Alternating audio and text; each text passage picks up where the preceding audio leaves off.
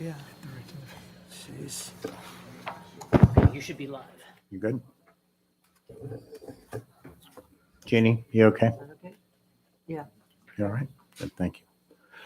Ladies and gentlemen, welcome to the special meeting of the Bethlehem Zoning Hearing Board. My name is Bill Fitzpatrick, and I'll serve as chair for tonight's hearings.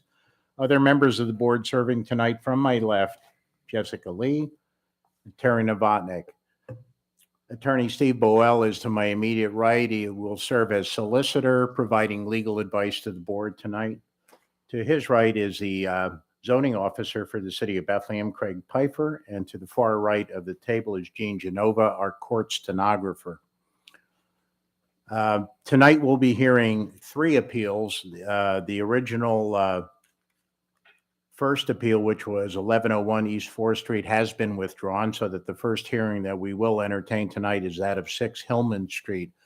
I would advise members of the audience that we have sheets set out on the board here as well as agendas.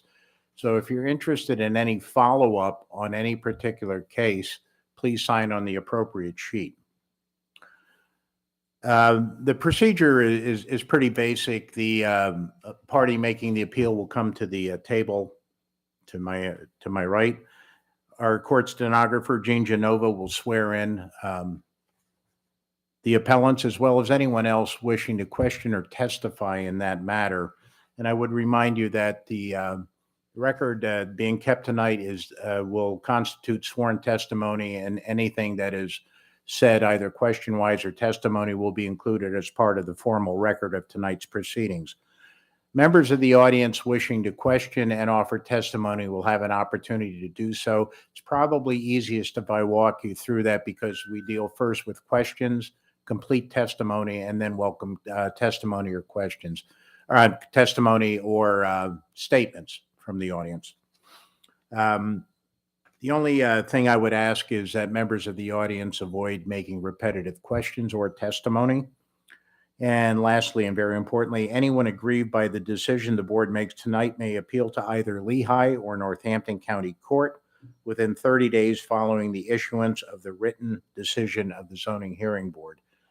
The first hearing that we will entertain tonight is that of 6 Hillman Street. Would the appellant please come to the table?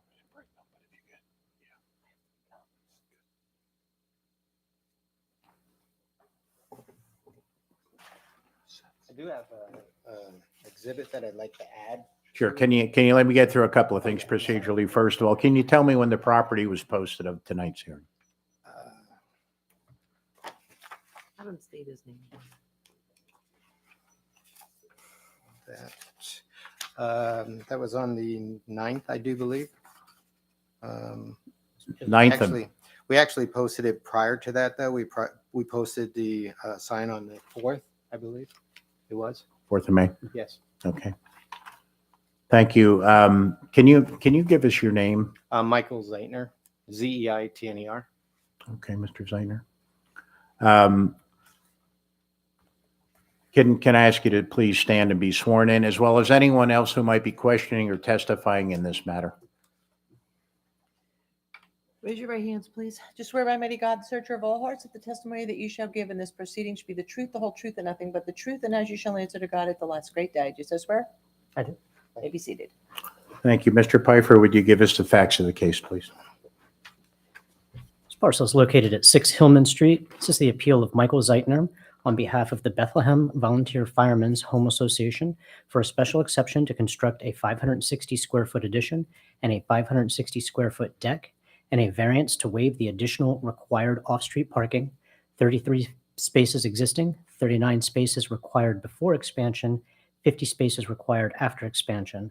This record lot measures 122 feet by 215 feet, or 26,230 square feet, and is located in the RT High Density Residential Zoning District. Thank you. Mr. Pfeiffer, are we aware of any emails or correspondence of people offering comments? Correct. I did receive 4 emails expressing concern about the request. I provided those to yourself, the solicitor for the board, as well as the applicant.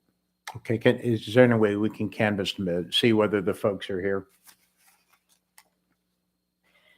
Are either of the Prieslars here? Okay. The Repshers. Mr. Doyle.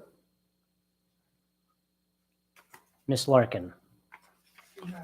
Okay, what we will do is accept Mr. Doyle and Ms. Larkin's emails. However, since it's not possible for a cross-examination, those of you who are here, we would ask you to please make your statements at the appropriate time. I'll call you to the microphone. Well, you'll have an opportunity to question or testify anyway, sir. Okay. Were you folks sworn in when we? Okay, then would you please stand? And you as well. What is your name, please? Cheryl Dugan. Okay. No, she's for the last case. She's for the last. Oh, okay. Oh, that's. So, nice to meet you, Ms. Dugan. Would you please raise your right hand to be sworn in? Do swear by mighty God, the searcher of all hearts, that the testimony that you shall give in this proceeding should be the truth, the whole truth, and nothing but the truth, and as you shall answer to God at the last great day. Do you so swear? Thank you. You may be seated. Okay, Mr. Zeidner, Yes. if you'd proceed then, please. Okay.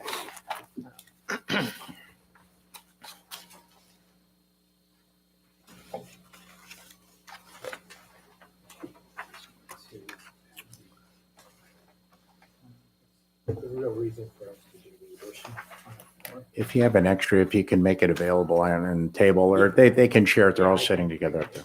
Thank you. If you have one more, please. Thank you.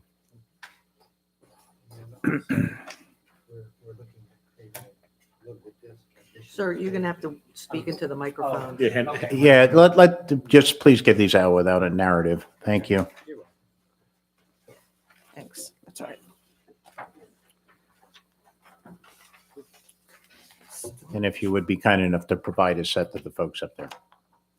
Mr. Chairman, can we mark these as applicant's exhibit 1? Yes, please. Collectively, it's as one, Yep. both of them. Yes.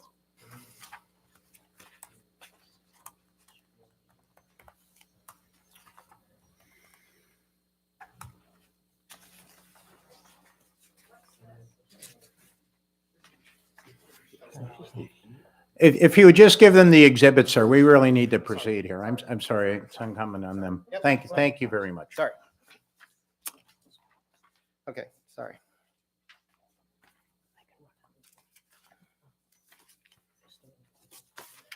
So the main reason for the addition request is for floor space.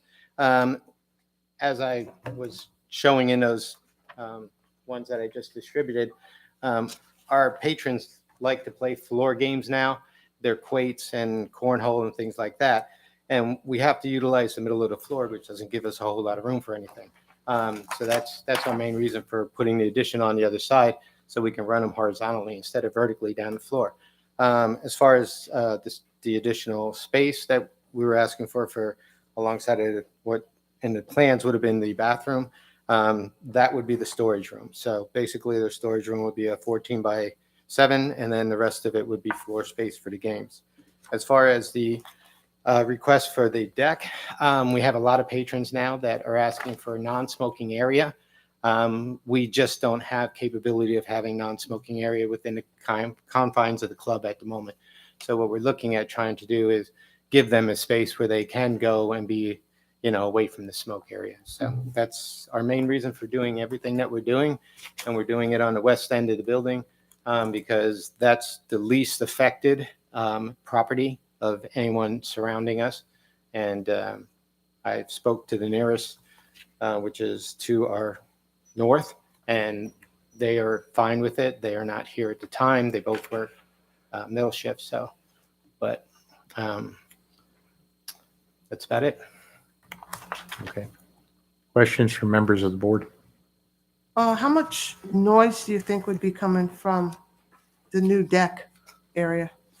Well, we're going to close the deck down at 9:30 at night. We could even close it down earlier than that at 9. As far as noise during the daytime, I mean, it's on the traffic side where, You're New on the Street is. cemetery side, So, right? yeah, New Street. exactly. So, that New Street is heavily trafficked. So, I mean, I don't know if there's going to be that much noise affected from the second floor deck. I'm as just far as that thinking like, goes. you know, party Yeah. deck, Oh, no, that's- umbrellas, Yeah, no, I mean, we're looking at really trying to just get that so that people can, open you know, space. right, open space. That's basically what it's looking to do. Okay, that's all I have right now. Yeah. So, Mr. Napotnik. so the deck will be on the roof of the new addition? No, sir. It will be out in front of the new addition. I don't know if you can see that in the plans there, from the side view of the plans. We didn't do blueprints yet because we just didn't know if we were going to be able to get approval.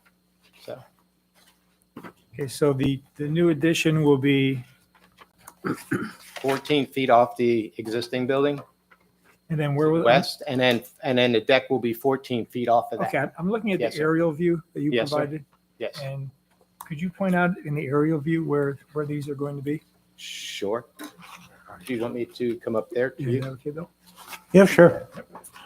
The only thing, you're gonna have to speak loud enough. Oh, that's okay. Here, use a microphone, would you please? All right. There actually is a better picture of it right here. This is the original building here. Okay, from that aerial view that you were looking at. This is going to be the addition off of that aerial view. And then that will be the actual deck off of that addition. So we'll still be roughly, I believe it, post-wise, will be 5 feet from the sidewalk yet. All right, So that'll be right here. So we'll be coming out this way. right, And then it'll end right about here, before the sidewalk. the new addition as well as the deck. Yes, the addition will end here, and then the deck will go the rest of the way, the other 14 feet out. Okay, So, and the nice thing about that will be, as far as for view with traffic, they'll be able to see underneath that, so there won't be anything in its way as far as, affecting traffic coming down Hill, New- what is that? Hillmont Street, yeah, Hillmont Hillmont Street, yeah. all right, Yeah, oh, sorry. thank you, that's it. Attorney Buell, are we gonna, the application and the attachments, how are you gonna handle that?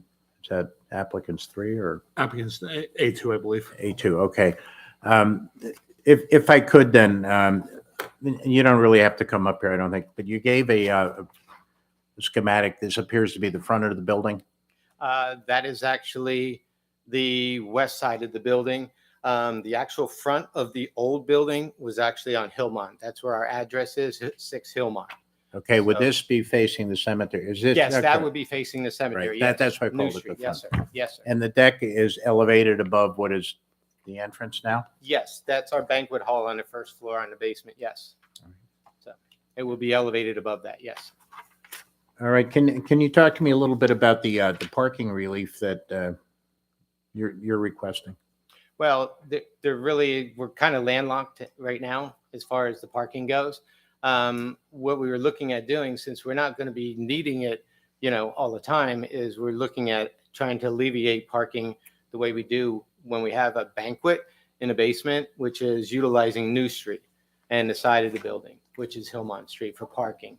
That's what they utilize now for the banquet hall downstairs.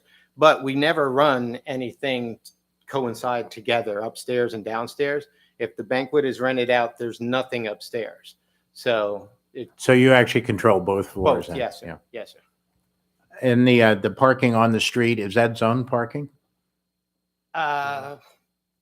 That I can't answer. with the restricted 2 hours or whatever by the city? Oh, no, there's nothing posted there. No, sir. Okay. Not that I know of anyway. Okay. I have no other questions. Attorney Boyle, did you need anything? Yes, sir. Mr. Pfeiffer, anything for the record? Just a point of clarification. Is there any time where the lower floor and the upper floor would be used at the same time? No, sir. Okay. No. I mean, I shouldn't say no, sir. We do not run events upstairs. The upstairs is always open to members, but the downstairs, when we're running an event downstairs, there is absolutely no events running upstairs.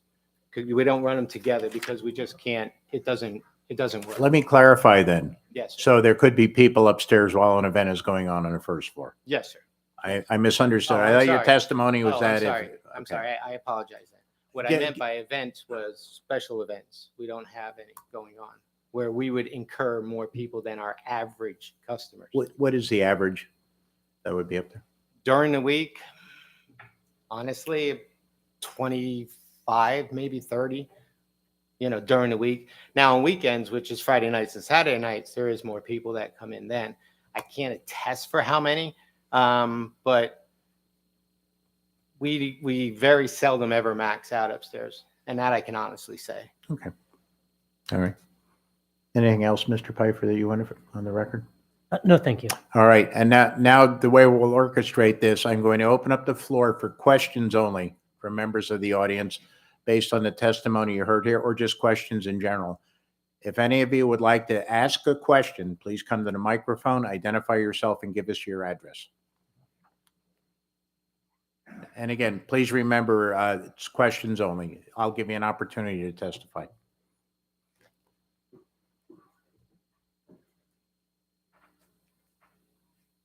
My name's John Webster. I live on New Street, just down from the club, What's your address, sir? 1417 North New. Thank you. You're putting 100 square foot extension on here, to 560 square foot. This, in terms of seating, would require approximately 25 more parking spots. I'm hoping we're coming to a question. Where is the parking spot? Where are they going to park? Sir, That's why we're here. Okay. can you answer where will the Oh, park? we're trying to utilize the street New parking. Street parking. Yes. On, Parking, park parking. Please let him respond. no, Go sir. ahead. No, we're not affecting your parking whatsoever. We've never affected your parking down at your end. We've only parked on the opposite sides of New Street at the cemetery and along our building side, as far as I know. Last time there was a motorcycle club there. I had about 10 motorcycles in front of my house. Well, okay. I will say that was a different situation. We have not, how long ago was that? That was several years ago, right? Yes. Yeah, we've never done that. We've never run that again, simply because of that situation. What I needed, when I looked at this, I needed to find out the setbacks, where these things are going, where the deck is going to end, between the end of the deck and the street, and also the back of the building and the alley. Because Well, Mr. Pfeiffer, may I ask you, is there any relief needed for setbacks? There is not. So that they're compliant with the ordinance? Okay. The occupancy now and after, how much will that change? We're putting in an additional exit door in the addition. Yes, sir. There's going to be an emergency exit put in. Again, weekend parking. Moravian has all activities, football games. I can't even park in front of my house. And that's also because there's also Rossetti's, Carl's, the Commons, Chelsea Commons, they're all taking up our parking space. This will take generally a whole lot more. I don't see that. No, I don't see that. Okay. This will be probably one of the largest above-ground outdoor decks, I think, in the area. And again, sorry, I remind you, this is questions only. I'm going to invite you back to testify in a little while. Okay, that's not mine. That's it. Okay. Why don't you stay there? Sure. Is there anyone else wishing to ask questions? Then I'm sorry, then I'll have to change seats. We'll have call you back up. Yeah, come on up. Identify yourself, please.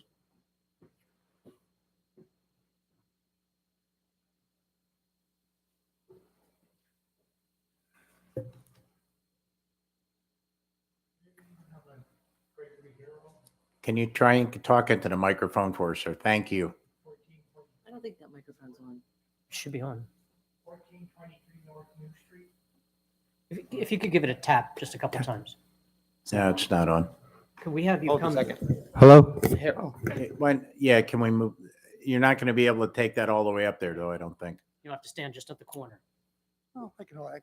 Yeah. I- Just I got hang it. on to it. Yeah, if you I got will it. bear with us. Thanks Yeah. very much. So I live across the street in a couple, Wait a minute. State your name again, please. Gregory Hero, 1423 North New Street. Thank you. I live across the street and a couple doors down from the club.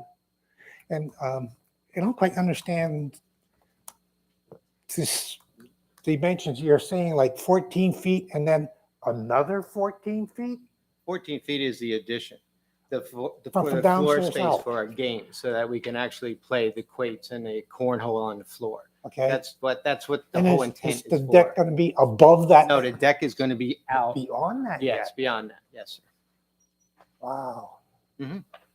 That does bring that out close to the sidewalk. It's on the second floor. Yeah, it's kind of unsightly, I would think, considering the area, which is kind of historic Bethlehem area. If you look through there, it's all old houses, a lot of them. Well, you can come and you can give us some ideas on how you would like to do it, and Oh. I would be open for suggestions. Okay, I had first thought you had the addition and the deck was going to be on top, but it's going to be sticking out. No, it'll be out in front of it. Yes, sir. That's what I didn't understand. And like Johnson, I'm concerned about parking in the area. All right. Again, I'm going to limit you to questions only at this point, if you would, sir. Other than that, Well, as far as the park- with the outdoor thing, would you ever have any like entertainment outside or No, something no, like that? Absolutely not. We're gonna. Just dining? It's basically for relief for smokers. That's what it's going to be for, so that people can go out there and actually sit and at a table and basically not be in a smoke environment. That's basically what we're looking to do. So No, that's yeah, about the only questions I we're had. not gonna have like dance parties out there. That's, well, I thought a band No, or and something no, like and that. that's why I want to shut it down at a 9 decent o'clock. hour. That would be nice, yeah. And we want to put locks on the door. We're going to put automatic locks just like we have on our front door. So you can't go out. So Okay, thank you. Okay, and you will have an opportunity to testify. I believe one other person with questions. Can you come up? Identify yourself and give us your address, please. I'll just stand here. My name is Margaret Pressler, 1421 Chelsea Avenue. Got that? Okay. Question for you. Mhm. How does this affect the parking in the back? it doesn't, So there's going to be absolutely no parking it's additions? not going to change. By the way, if I wish you would have come to me if there was an issue with the parking before, because we could rearrange things in the backside to make it easier for you, if that was a concern of yours. It is because we, on 1400 block of Chelsea, Mhm. there's many of us that have parking in the back. I have a garage and I have a parking deck and then, or carport. Next to us, 2 parking garages or parking spaces, parking carport. Then, you've been there, you know it, you No, I live know. there. I see them come through our. Yeah, parking lot all and the you time. see us going in and out all the time. Yeah. And my concern, because, and again, I'm asking the question Mhm. about parking, because you say no, but yet when it's busy, Thursday nights are a busy night. I can tell you that right now, we hear it. Once a month and bingo, yes. Well, Okay, Thursday nights, Friday nights, Saturday nights are typically your busiest times, correct? The Correct. other times, not so much. correct. So you're saying that from now on, there will be absolutely no issues with parking, because I've had them where we've been actually blocked in and couldn't get out. That alley has that so- alley has never been blocked. Marina, yes, Marino Street Can't be is a blocked. public road. Ma'am, please let him respond. It is. It is a public road. Absolutely. It can't be closed. No, it can't. No, it's never been closed to my knowledge. It has. It It has has. never been closed to my knowledge. Maybe we didn't bring it to your attention, but we were shocked. You should have. We don't know who to go to. All you have to do is come to the door. We do. Folks, We have. All right, but I'm just saying. look, I'm going to stop. I'm Don't, sorry. please feel free to ask additional questions and allow him to answer. Ma'am? Or miss?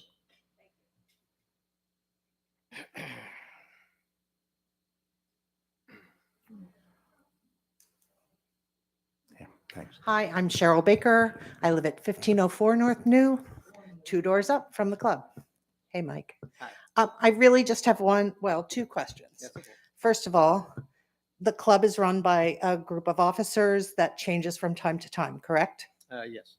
Okay, so then my next question is, my only concern, my son and I, our only concern is outdoor bands and loud music later at night. Totally understand. So the concern is that you may give us your word that there won't be any bans. Mhm. But when the officers change, when years go by, that could absolutely change. Isn't that correct? We can put it into our bylaws that the door is automatically. I'm That telling would you be right now- helpful. I'm telling you right now that we are setting the door up to be closed at 9:30. We do not want a city ordinance situation. We do not want that. We do not need or want drawn attention to our club. Okay, is- wonderful. that is- Thank you for yeah. answering my question. Yes. Thank you. Any other questions at this point? Seeing none, I will now open the floor to comments or testimony from members of the audience.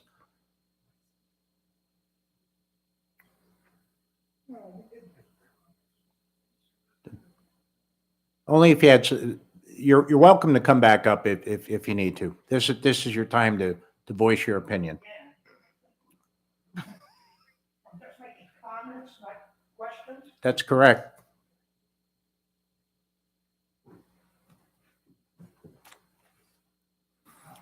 When we talk about parking, Yes, I sir. don't know whether you guys figured just the enclosed portion for parking.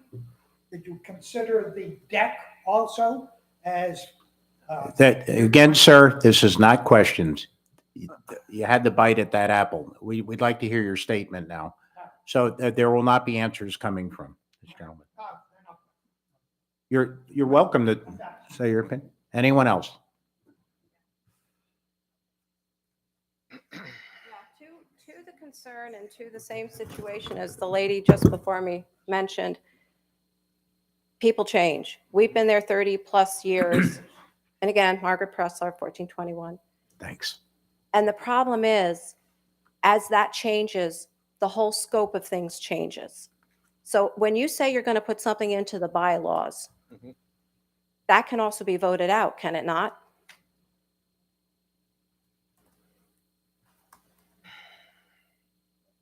Yes. Okay. So my concern is you may be committed to it, but will your successor be? And so on and so forth. I And believe- will they, so Yeah, I'm not done. sorry. I'm not done. So my concern is not only that, but it is a densely populated neighborhood. And you may be on the north side of it, or the west side of it, I should say, but noise does travel. And we're not just directly behind you, we're all around you. So my concern also is noise because you've got working people and children with reasonable work and sleep hours. So my concern is also that as well.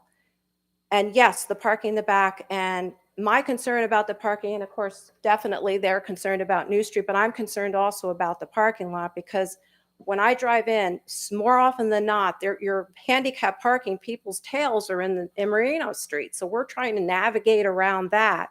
Have you noticed with pickup trucks, large SUVs, even some people who are parking with regular sized cars and they don't pull up as close as they should. So that's a very dangerous situation. So my concern is pedestrian as well as vehicle safety. So that's where I'm coming from, the noise and the safety. Because I see a lot of people all around there with cars, we walk, and that's a concern. Okay? Mhm. So, and there's also concern also to make sure that our property doesn't depreciate because of something that kind of gets blown up. And as far as additional space, not enough parking, people trying to fit in wherever. You can sit there and tell me, hey, you know what? There's not going to be any parking issues in the back. In fact, I can alleviate it. That's great if you can alleviate it. But my concern is people say, oh, you know what? There's not enough room. I want to get in there. I'm just going to kind of pull over here where there isn't really a spot, but I'm going to fit it in there, and causes trouble for those of us who are parked in the back. We need Marino Street completely free. That's my concern. And that means parking from handicapped as well as everywhere else. I agree. I wish you would have brought it to my attention before. Okay? Because we can switch it around. We can actually move the handicap over to where we have our employee parking, and then our employee parking, we can make horizontally instead of vertically. on the That would be backside. perfect. I know that. I don't know why you didn't say that. Oh, All right. Folks, I would encourage you to get together, Yes. Yeah. Yes. After But as your far as- testimony has been concluded, after your closing remarks have been made, and Yeah. after we've rendered a decision, Okay, that sort of dialogue is always helpful, but not in the middle of the hearing. okay, okay. Right now, you're addressing the board with your Okay. concerns. So, oh, I gotcha. So I was directly to him. So our concern was parking, yes, and noise. And again, those bylaws can change, and that was my concern because we just don't want to have. May I a lot ask of your noise. definition of the noise that was clarified before about bands or that? Bands or people having a really, really good time and a lot of people and just excessive celebration or whatever they would be doing out there on the deck. You know, if they're instruments or not instruments, whatever they would be using. If you're playing with games, a lot of you hoot and holler. And if you think about a game, right?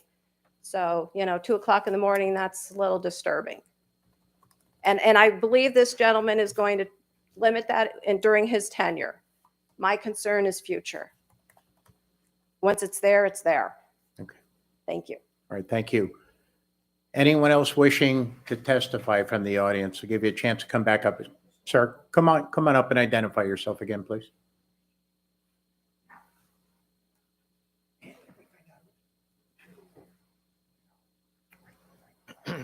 Yeah, Gregory Hero, 1423 North New. Just expand on her complaints about noise. Folks in the audience, please hold down the conversations. And I don't know if it would get worse with this outside things or whatever, but what's your closing times? What, 2:00 in the morning or something?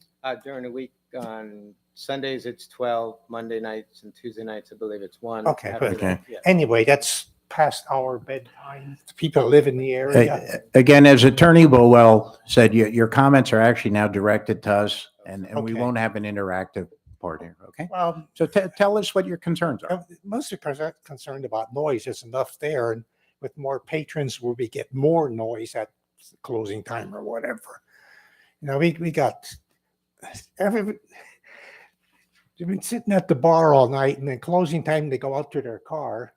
Now they're race car drivers, and you got the racing of the engines, and arguments, and you hear women screaming, and the motorcycles. Well, you know what motorcycles sound like. So that's what we have in the area and why we're here, and the parking. That's all I got to say. You might, put something into the members and let them know what the neighbors Again, think. I would encourage you folks to get together then after the hearing. It sounds like there's an area for cooperation. Anyone else from the audience wishing to testify? Sir, did you have any closing remarks? Yes, I did. In regards to the board changing and the policy changing, the policy is not going to change once we set the doors at 9:30, simply because the city ordinance, I believe, there's still a noise ordinance within the city, is there not? Correct. Correct. Okay. We do not, and again, I will stress, we do not want to draw attention to our club in any way, shape, or form.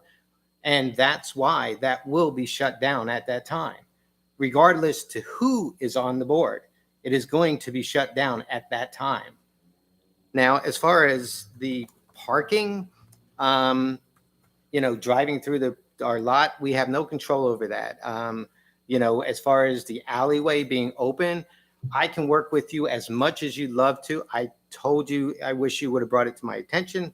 The noise, I don't see much noise being incurred more so than what is out on New Street constantly. We have neighbors that fly through the streets and make more noise than any of our club members do.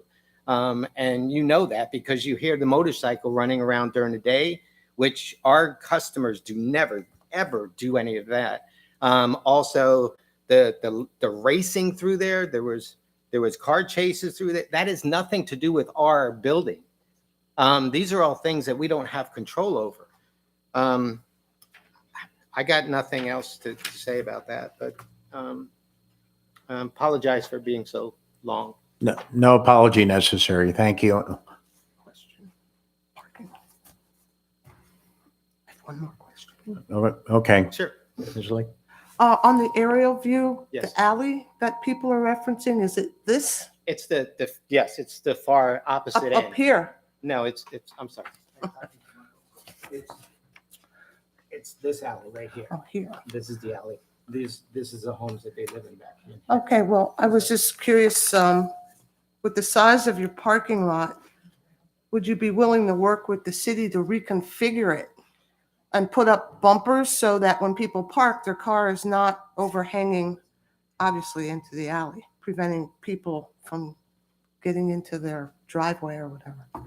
If we, yeah, we could do whatever we need to do to make that plausible. Looks like a fairly large lot. It is a large lot. The only thing is, once we do that, now those neighbors will no longer be able to go through our parking lot then and right directly into their parking spaces, because that's what happens now. So I'm just saying, we'll be willing to do whatever it takes. Okay, I don't see how you can have both. I would suggest putting up bumpers so the cars can't go into the alley, or reconfigure the lot so that it's not horizontal parking, but vertical. Okay. It could probably fit more cars in as well. If you work with a city person to figure that out. Okay, we can definitely look at doing that. Sure. The way it was set out now, with that dividing line of those two cars meeting, that back end is pretty far away from that alley. I mean, it can be looked at. I mean, but yeah, we can Okay. configure it if it Just a needs to thought be. here. Uh-huh. Okay. Sure. Thank you. Yep. And anything else, sir?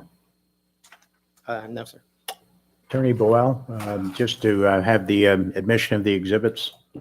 Mr. Piper, any last thing that you need on the record? I do not have anything. Okay, thank you. Jane, we're going to go off the record now and into executive session, please.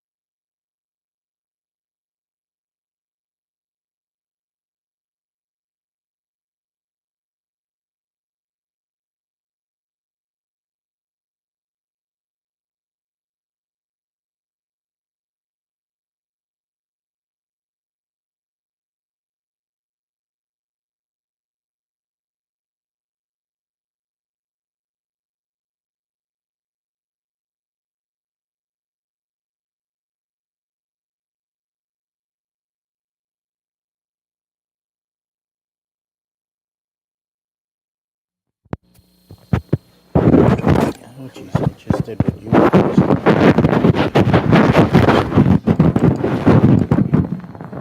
Okay. Gene, I'd like to go back on the record, please, but we actually have a point of clarification. Mr. Zeitner, Yes. in the course of your testimony, did I understand you correctly that you are closing the deck at 9:30 PM? Yes, sir. Does that also mean that people will be not sitting on the deck at all, that it'll be cleared? That's correct. Thank you for that clarification. I would now welcome a motion from a member of the board. Mr. Chairman, I make a motion to approve this special exception as stated, and with the following conditions, to work with the city on parking to mitigate the parking issues. Close the deck at 9:30 PM. No bands or music, no events or other conditions that will create noise. I'll second. Ms. Lee, Yes. Mr. Nevetnik, Yes. Mr. Fitzpatrick. Yes. Your appeal has been approved with those conditions, and I might encourage you to get together with the neighbors Oh, I will. separately. It sounds like you folks could work this out, No, I will. but I wish you good luck with the project. Thank you. Thank you very much. Thank you. The next hearing is that of 413 East Third Street. The appeal of John Callahan on behalf of Perron Development LLC.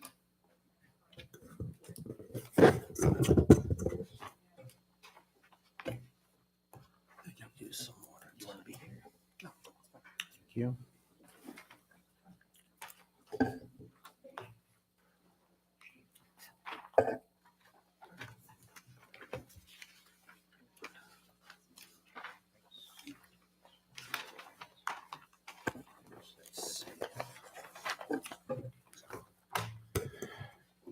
Thank you. Seth Tipton, Florio Perucci. I'm counsel for the applicant PD Polk Street LLC. Good evening, Attorney Tipton. A couple of procedural matters. Can you first tell us when the property was posted? John, I can. Excuse me. I took a picture of it.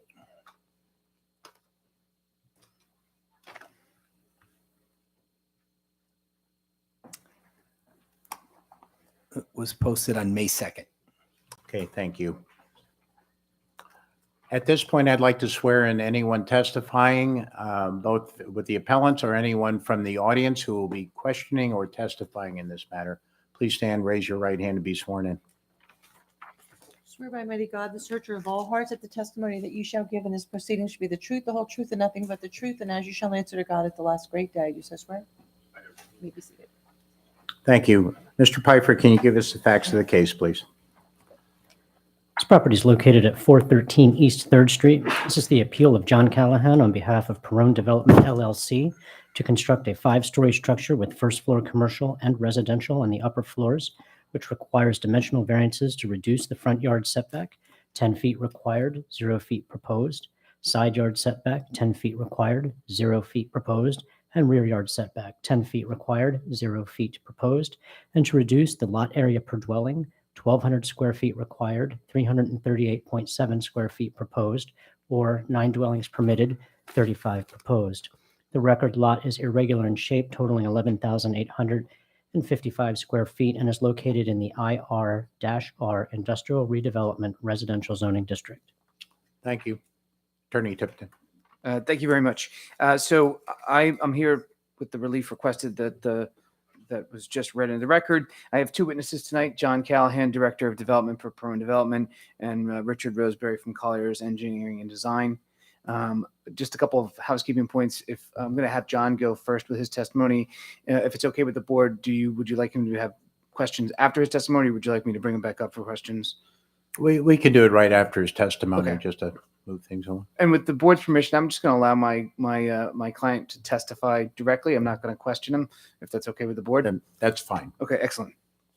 Good evening. Good evening, Mayor. Appreciate the opportunity to appear before you this evening. John Callahan, Director of Development with Perron Development. As Many of you may know this was a project that received a fair amount of attention in the papers, but back in, by way of background, the city of Bethlehem, in conjunction with the Bethlehem Parking Authority, issued a request for proposals to develop the front parcel of the Polk Street Garage, the portion fronting 3rd Street, for a mixed-use development that would encompass both retail and multifamily residential. We at Prawn Development, in conjunction with J.G. Petrucci Company, responded to that RFP. This was again in early 2019, and we were ultimately selected through a process employed by both the city of Bethlehem and the Bethlehem Parking Authority, selecting our group, our RFP, to develop that parcel. We subsequent to you want me to get into sort of the issues relevant to the covenant? Yes. Okay. So subsequent to our selection by the parking authority, we did a typical sort of title search that you would do on any property. And in the course of doing that title search, a covenant restricting the redevelopment of this site for residential, which was a big part of the RFP request, was for residential development on the site. There's something in the state called Act 2, and much of the Bethlehem Steel site, all of the Bethlehem Steel site, is sort of governed by Act 2. It's a law to assist in the redevelopment of brownfield sites and what you can and cannot do on those brownfield sites. So all of the Bethlehem Steel sites governed by this Act 2, as is this site, as by virtue of being a former Bethlehem Steel property. And so as a result of that discovery, of that title search, we convened a meeting with both DEP and EPA, who regulate these types of issues, that was put together by our environmental engineers, HDR Engineering, which do a lot of the engineering on behalf of a lot of the developers on the Bethlehem Steel site, to determine what we needed to do in order to have this covenant, this restriction removed, to allow us to develop the site consistent with our RFP proposal and consistent with what the city's vision was for that site. So in the course of those discussions, it became clear that it was the preference. So the original RFP with the city, that front parcel of which we responded to, was going to be a condoed piece, not a fee simple purchase of that front piece. Given the issues related to the environmental concerns, they obviously sort of are more concerned with what's going on under the ground rather than the air rights, which is typically what a condo would deal with. So according to the DEP and EPA, they suggested that we purchase their property rather than do a condoed situation, which was how the RFP was originally proposed, because then we could then be in control of remediating the ground consistent with what they wanted to see, so that they could lift those covenants. And so the challenge is, if we didn't subdivide the property and rather than condo it, the whole entire site, not just our parcel, but the whole entire parcel, which is there's a 730 space parking garage that the parking authority is placing on the Polk Street lot. The whole entire parcel would have been redeveloped to residential Act 2 standards, which was unnecessary because the bulk of the site isn't residential. It's going to be used for a parking garage. So by subdividing the property, it allowed us to just remediate the portion that we are doing the mixed use on. That helps the parking authority. The parking authority was in favor of that. And but by virtue of doing it as a subdivision rather than as a condo, that triggered a number of these variance requests that we're seeking the relief for today. So the setback relief, and even the density relief that we're seeking. So it's kind of a chicken or the egg, or one leading to the other, that brings us before the zoning hearing board this evening. So we were given a very defined box in which to develop in. We responded to that proposal. We were selected by the city and the parking authority. And in order for us to develop the site consistent with those proposals, given the environmental constraints, we have to purchase the property, and therefore this triggered this need for relief. So that's kind of a long way around kind of how we got here. I'm certainly happy to talk more about the specifics of the project, but maybe this is a good time to. Yeah, I'm going to ask for Richard to questions. speak to the specifics of the requested relief. The only thing I was going to ask you, John, the conversations with the DEP, have they led to a buy-sell agreement? Oh, I'm sorry. Yes. So in the course of the conversations with the DEP, Pennsylvania DEP, they agreed to, and we have ultimately entered into what it's called a buy-sell agreement. So essentially, we present to them the plan of the sort of the work plan that what we need to do, what we're committing to do in order to remediate this site to residential standards. And they say yes, if they will review that plan.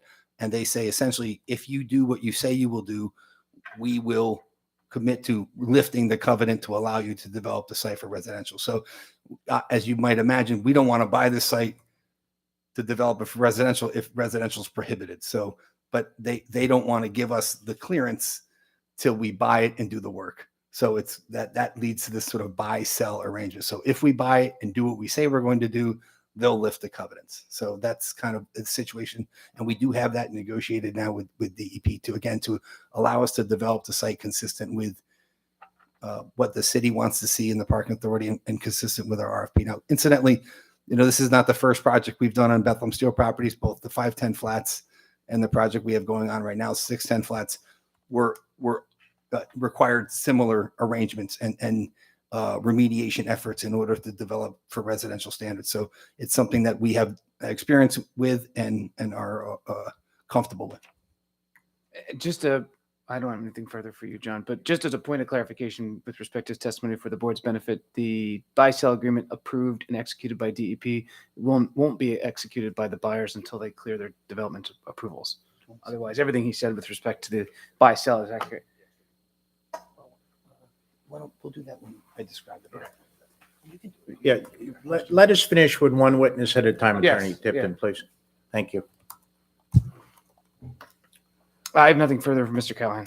Well, if you'd like, I can get into the details of the project, and then Mr. Roseberry could get into some of the site civil If you'd like, issues, that if that makes sense. So I don't have Thank to you. come back up. So while a lot of attention has certainly been placed on the redevelopment of the former Bethlehem Steel site, I think that the parcels that ring the plant along certainly the East 3rd Street section of Southside do play a key role in the sort of this kind of delicate transition from the former industrial site and the Steel Stacks entertainment area more into sort of the more traditional Southside grid and that neighborhood of South Bethlehem. So getting this infill development sort of right and doing the infill development on these parcels, it is our belief and certainly consistent with the city would like to see there, that we would offer a mix of uses for those parcels that would offer, that would both complement the entertainment district and what's going on at Steel Stacks and kind of the Southside community as a whole. Prawn Development and JG Petrucci, collectively, we've developed more than 2,500 units in both Pennsylvania and New Jersey.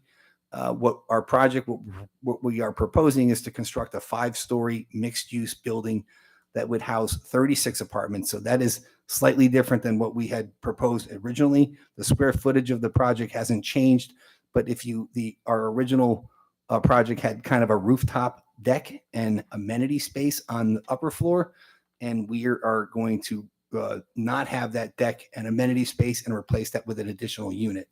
So, and then we're going to take the amenity space that we were proposing and expand that on the first floor. And May I that- interrupt you just 1 second? Did you say it'll be 36 units because we have 35 in our narrative? Correct. Yes. It is 36. Yes. Okay. So that would take the total relief from 338.7 to 329.3. Thank you for that clarification. Sure. But the overall size of the building hasn't changed. And that amenity space that was being proposed on that upper floor will now take the place of some of the retail that's going on the ground floor. That's reflected in the floor plans that you have before you.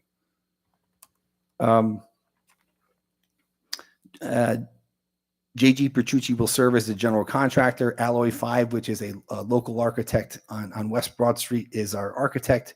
And we believe that both based on our experience here in the city of Bethlehem, JG Petrucci's experience here in the city of Bethlehem, along with Alloy 5, that we've assembled the right professionals that understand the community and will design and construct and occupy the parcel with a development that, as I said, is compatible with the surrounding urban core. Residential tenants of the building will have access to the luxury amenities across the street at 510 Flats, which is a project that we own, which will include a 24/7 gym, a business center, a meeting space, and the ability to utilize the rooftop terrace, providing great views of Southside that are already a part of 510 Flats. The redevelopment, the IRR industrial zone, redevelopment zone, which is where this project is within, is one of the most flexible zoning districts in the city. The development team understands and is familiar with the local land development process. Both Perron and JG Petrucci have completed projects within the IRR zone recently. The project is designed to minimize the visual impacts of the parking garage on the urban landscape. If you look at the renderings, the garage really is sort of a wrap building and masks the massing of the garage on 3rd Street. So it presents a residential feel to 3rd Street and sort of is the same height as the garage in terms of mass and scale. The building is right-sized to unify the streetscape while filling in the empty tooth of what is now a vacant lot. We believe that although the Polk Street project sits just outside the boundaries of the South Bethlehem Downtown Historic District, if you look at the architectural renderings, we've given strong consideration to the history of the area, and thus the building is very complementary to the neighboring historic attributes. And in particular, if you look at the renderings of our building, I think you can see we drew a lot of inspiration from the NCC building, the Northampton Community College building. So that's my questions. Questions from members of the board? I just have one question. Have you done a traffic study with the parking garage traffic and 3rd Street traffic in general and the new units? I think is that- our civil engineer would like to Sorry. address that, but Okay. I think that we've determined that it's de minimis, correct? Or Why But you can- don't we hold? yeah, That's I'll fine. hold off on that. Yeah, That's fine. All right. Anything else? That's it. Mr. Novotny? Are you going to be using the parking garage for spaces? for Yes, the I tenants? apologize. I should have mentioned that. So if you look at the floor plans of the project, there is a connector bridge from our our building's about 10 feet from the front of the garage, the back of our building from the front of the garage. So they'll set the garage and then we'll come in after the fact and build our project in the front of the garage. So there will be a bridge from our project to the front of the garage that will enter at the 3rd story of our building. So if you're coming in you'll park on the 3rd floor, a resident will park on the 3rd floor. They'll come in on the 3rd floor. They can go down to the 2nd floor, which is the 1st floor of residential, or go up. There's an elevator there too, but they could also walk up to the 4th and 5th floor. So we think that's like kind of the right spot to connect to the building. And there's also a pedestrian access bridge at the 6th floor of the parking garage over to NCC. So we believe that by you'll utilize the first couple of floors of the garage for more transient parking.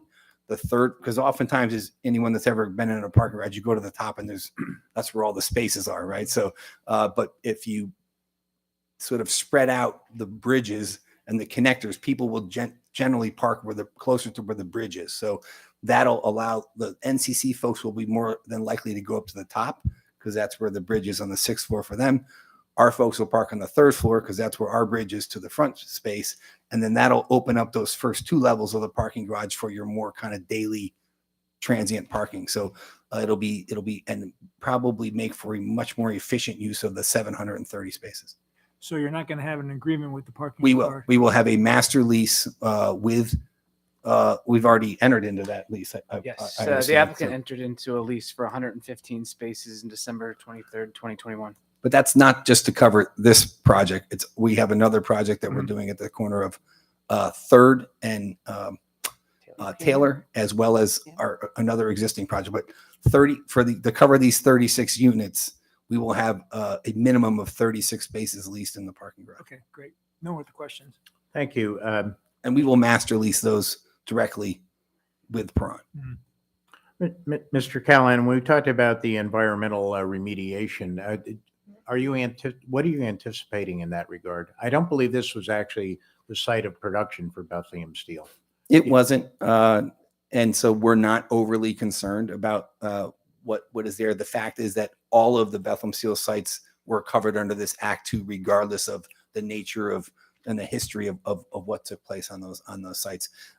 So we're confident that what we'll be able to handle and deal with whatever is there. It's just sort of it's a hurdle that we have to we're not aware of nor was the parking authority when they issued the RFP, and then so it was sort of subsequent to being selected, and in the course of doing our title search did we discover this covenant, this restriction. So again, we went through it at 510 flats and also 610 flats, so we're comfortable with the process. And you went through it successfully at those other sites? Yes. Am I correct? Thank you.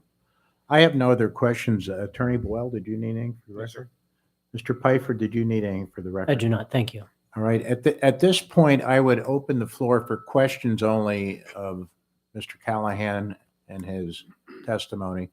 Anyone wishing to question, please come to the microphone and identify yourself. Do we have this one working at the podium now, Craig? I tried to check it. I haven't We had did. We success did yet. not. Okay. So we may need to share a microphone. Any questions? I see someone scurrying up there. No? Okay. Good night. Okay, sir. Please identify yourself and give us your address. Anthony Viscardi, Could you repeat your last name, please? 253 East Church Street.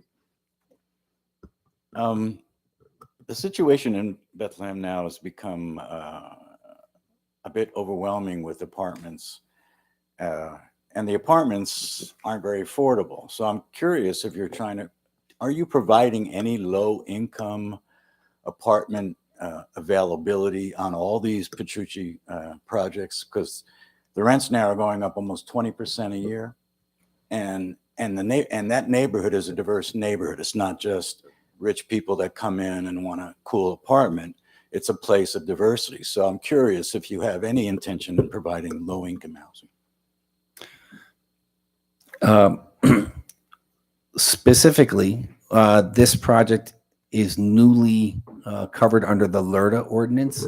And as a result of that designation, there is an obligation for us, if we do a residential project, that we either do a 10% set aside for affordable, or that we make a payment in lieu to the city for those units, if we choose not to include them, that would be put into a housing fund for the city to then promote to allow for affordable housing in the city of Bethlehem. So we haven't decided at this point if we're going to do this, actually make provisions for those or make a payment to the city's housing fund. But either way, as a result of this project, there will be a promotion of affordable housing. If I might, I don't want to, well, Seth will get mad at me if I expand on that. So I've got some other issues or ideas about affordable housing. Maybe I'll save those for tomorrow's planning commission. Okay. Any other questions from members of the audience? I got you. Seeing none. Attorney Tipton, did you have another witness? Yes, yes. We're going to call Richard Roseberry, PE from Collier's Engineering and Design.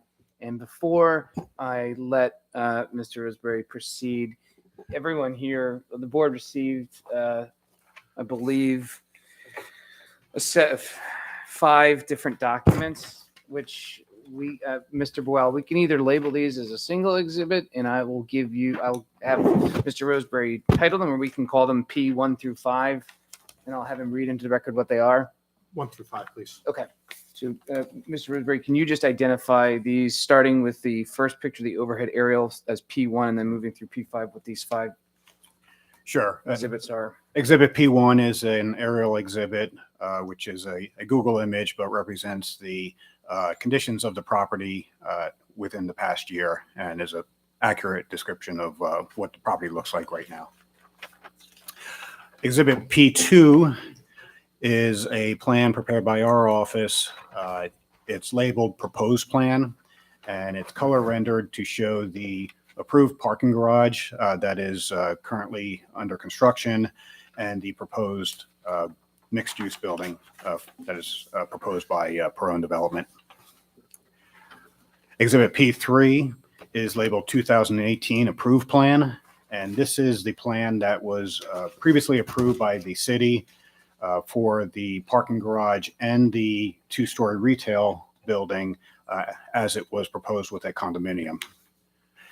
And then P4 and P5, I believe, were previously provided with the application, and these are the architectural renderings of the building, which are the views from 3rd Street. So you're looking at the face of the building along the southern side as you would see it from 3rd Street.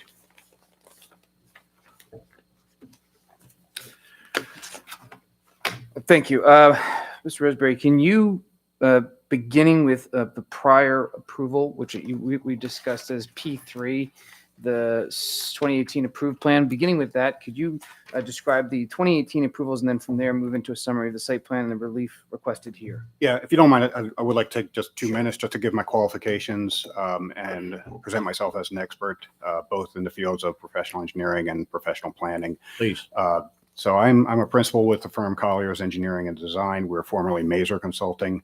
I've been working with the Bethlehem Parking Authority for several years now, having previously worked with them on the New Street parking garage and formerly worked with the Redevelopment Authority on the Polk Street parking garage. That project started in 2014. I'm a licensed professional engineer in 7 states. I'm also a certified planner with the American Institute of Certified Planners, active in the Lehigh Valley chapter of the Pennsylvania Planning Association, and routinely testify in front of zoning hearing boards with special exceptions, conditional use applications, and also present through planning commissions. Thank you. Without objection, I would accept this witness as expert testimony. Thank you. And see no objection. Let the record reflect that, please. Appreciate that. So we started this project back with the Redevelopment Authority and Tony Hanna back in 2014. We received approvals at that time for a 5-story parking garage with a 2-story retail component in the front. The project was never built due to the economy at the time, but Exhibit P3, which was the 2018 approved plan, was the plan that was approved. And as you can see, the setbacks along both 3rd Street and Polk Street are 0-foot setbacks.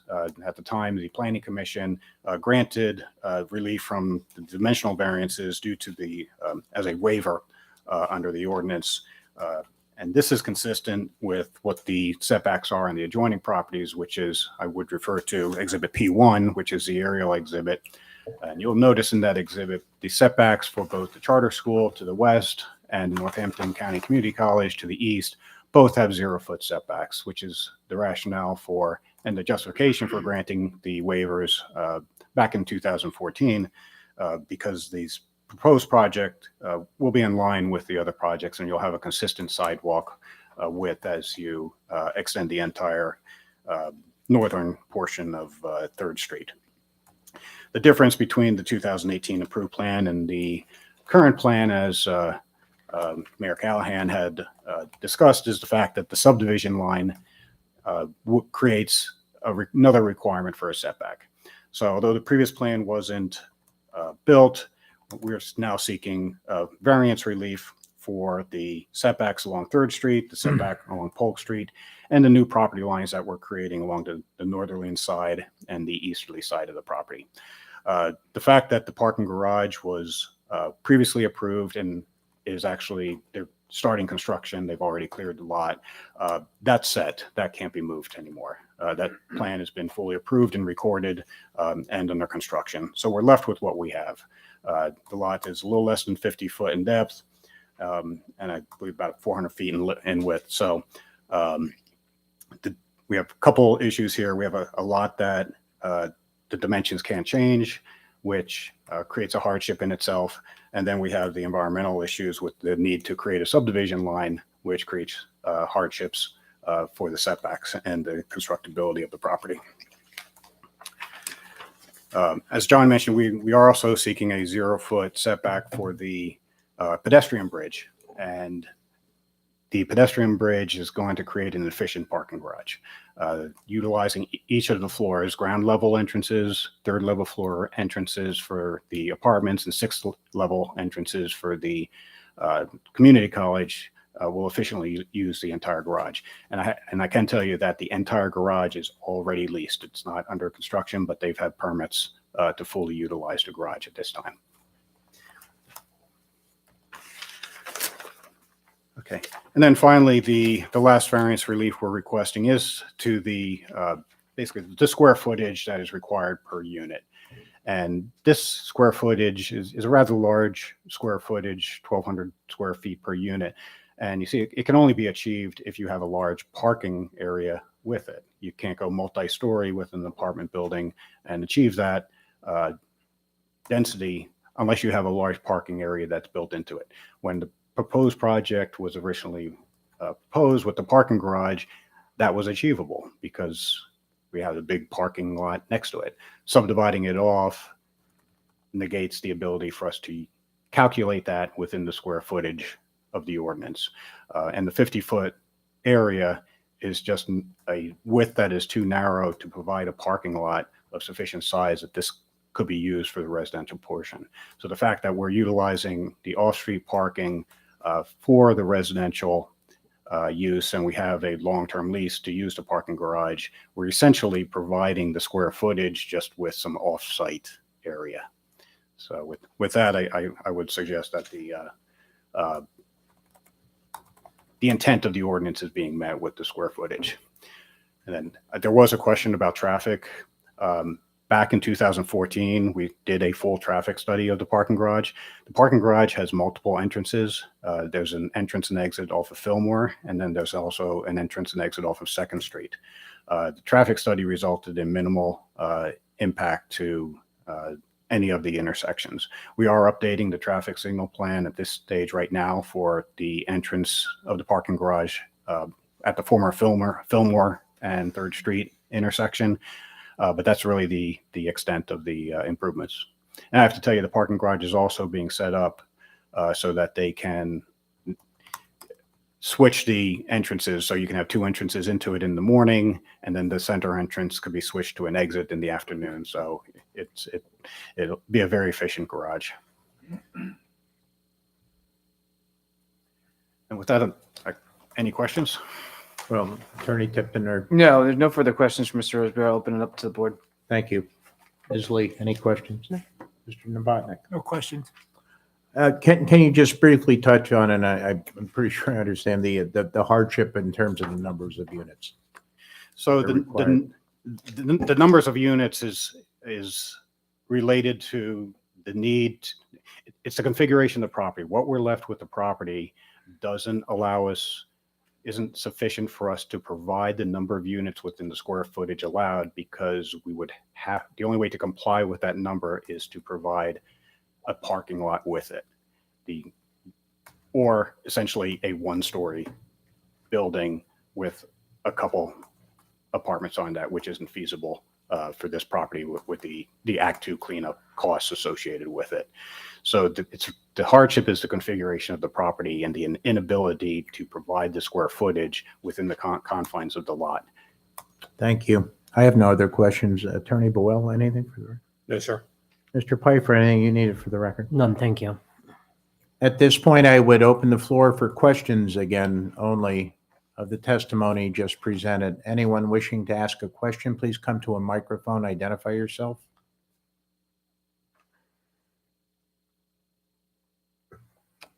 Seeing no one, Attorney Tipton, did you have any additional witnesses? No further witnesses. I would ask if we could admit into the record the exhibits P1 through P5. We'll do that. I'll give you an opportunity for closing if you'd like it. At this point, I would open the floor for testimony or comments from members of the audience. Anyone wishing to testify or offer comment, please come to a microphone, identify yourself.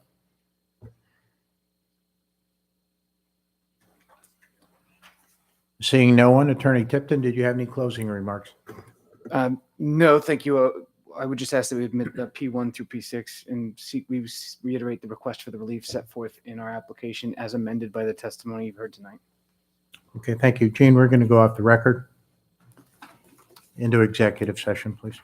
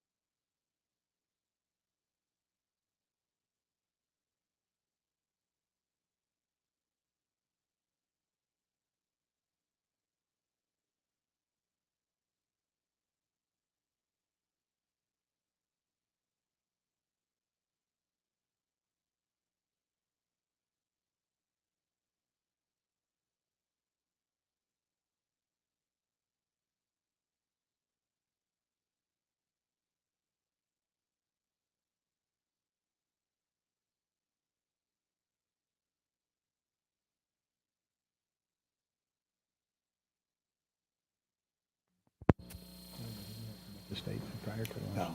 No, it was only if the issue came up and the issue did not come up. Okay. We're good. Is that even if we're not speaking? If you would like to receive any additional correspondence or notifications about a specific hearing, we'd encourage you to sign. Gene, I'd like to go back on the record.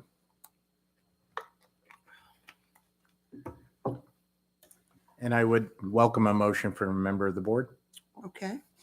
Mr. Chairman, I motion to approve the dimensional variances as stated and to reduce the lot area per dwelling for 413 East 3rd Street. I'll second. Ms. Lee, Yes. Mr. Novotny, Yes. Mr. Fitzpatrick. Yes. Your appeal's been granted. Good luck with the project. Thank you. All right, and the final hearing to be entertained tonight is that of 251 East Church Street in the appeal of Valerie Peters for a variance to operate a bed and breakfast.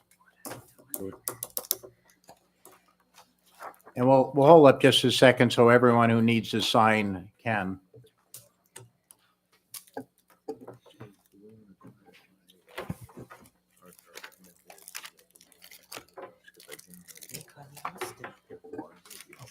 I think I lost it. All right. Yeah. We didn't get a new one?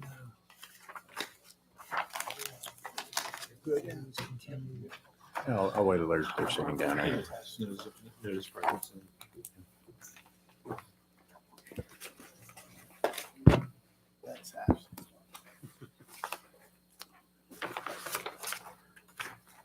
Attorney Preston, good evening. I would like to have the record reflect, are there any other representations of which we should be aware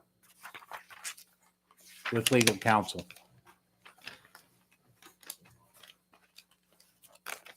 Seeing none?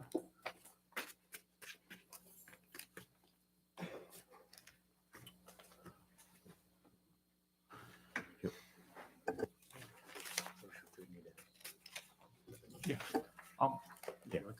go ahead, Steve. Attorney Stevens, just real quick, I mean, we'd like to get who you're representing tonight, on the record, just so if we can be clear on that. Okay,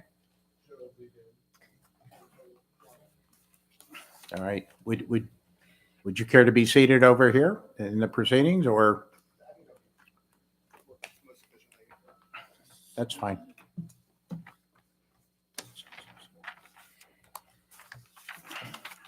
All right, and just to notify everyone in chambers, given that there is opposing representation, when we get to the questioning part, I will give Attorney Stevens an opportunity to ask questions before we open up to the board, before we open up to members of the audience. Attorney Preston, can you tell us when the property was posted? May 3rd. May 3rd. May 3rd, thank you. At this time, I'd like to swear in everyone, including members of the audience who might be testifying or asking questions. Would you please stand and be sworn in? Raise your right hands, please. I'd encourage you to be sworn in, even if you think you might ask a question afterward, that the spirit might move you. It's a lot easier. Swear by mighty God, the searcher of all hearts, that the testimony that you shall give in this proceeding should be the truth, the whole truth, and nothing but the truth, and as you shall answer to God at the last great day. Do you so swear? You may be seated. Bill.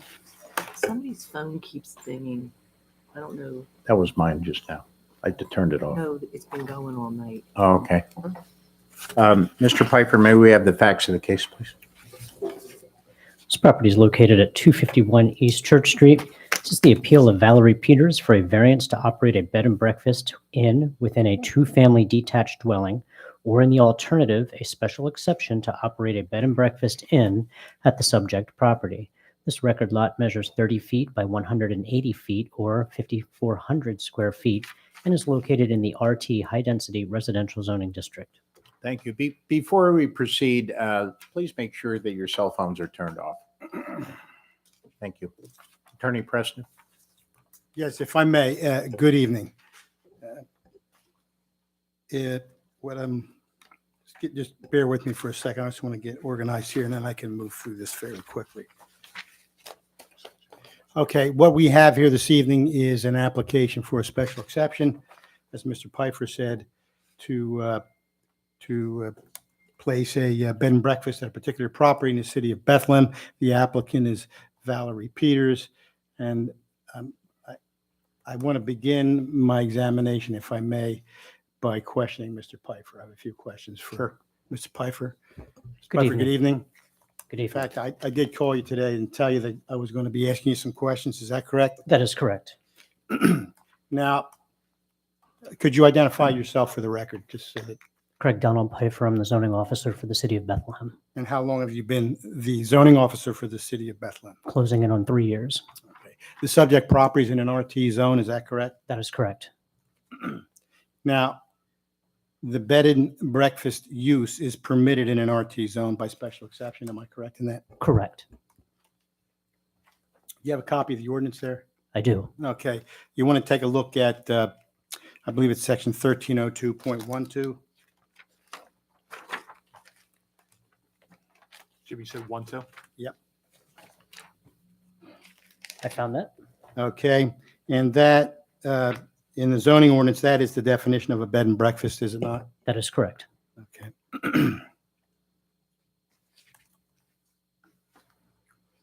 Now, per the definition, a conforming bed and breakfast use can only be operated in a detached dwelling. Is that correct? Correct. And to be precise, the ordinance definition of the bed and breakfast use at ordinance section 1302.12, it allows the use in a detached dwelling, but it makes no reference to the phrase dwelling unit. Am I correct in that? That is correct. Now, I want you to, let's take a look at 1302.39. Okay. Do you have that? I do. Now, again, I want to for the sake of the board and those that are following along, we just looked at the definition of a bed and breakfast, and that particular definition required that they can only be operated in detached dwellings. So we're going to take a look at 1302.39. That's entitled dwelling, is it not? Correct. And that is intended, I believe, to lay out the types of dwellings that are recognized under the ordinance. Correct. Now, a detached dwelling by itself, detached dwelling, that's not listed as a dwelling type. Am I correct in that? That is correct. Even though the definition for bed and breakfast requires that it be conducted in a detached dwelling. Correct. Now, parts A and B of 1302.39, same section, we're going to drop down to parts A and B. Those sections of the ordinance, or those parts, they do identify two particular types of detached dwelling units. Am I correct? A and B, A and D, I'm sorry. no problem. That is correct. Okay, so part A, it defines a single-family detached dwelling, right? Correct. Part D defines a two-family detached dwelling. Correct. So far we have two types of detached dwellings, single-family and two-family? Correct. There are no other, to your knowledge, as the zoning officer, detached dwelling types referenced or defined anywhere else in the zoning ordinance, is that correct? That is correct. So if I go back to the definition of a bed and breakfast, which might be conducted in a detached dwelling, based on the definitions in 1302.39, the only two eligible types of buildings would be the single-family detached dwelling and or the two-family detached dwelling. Am I correct in that? Under this ordinance, that is correct.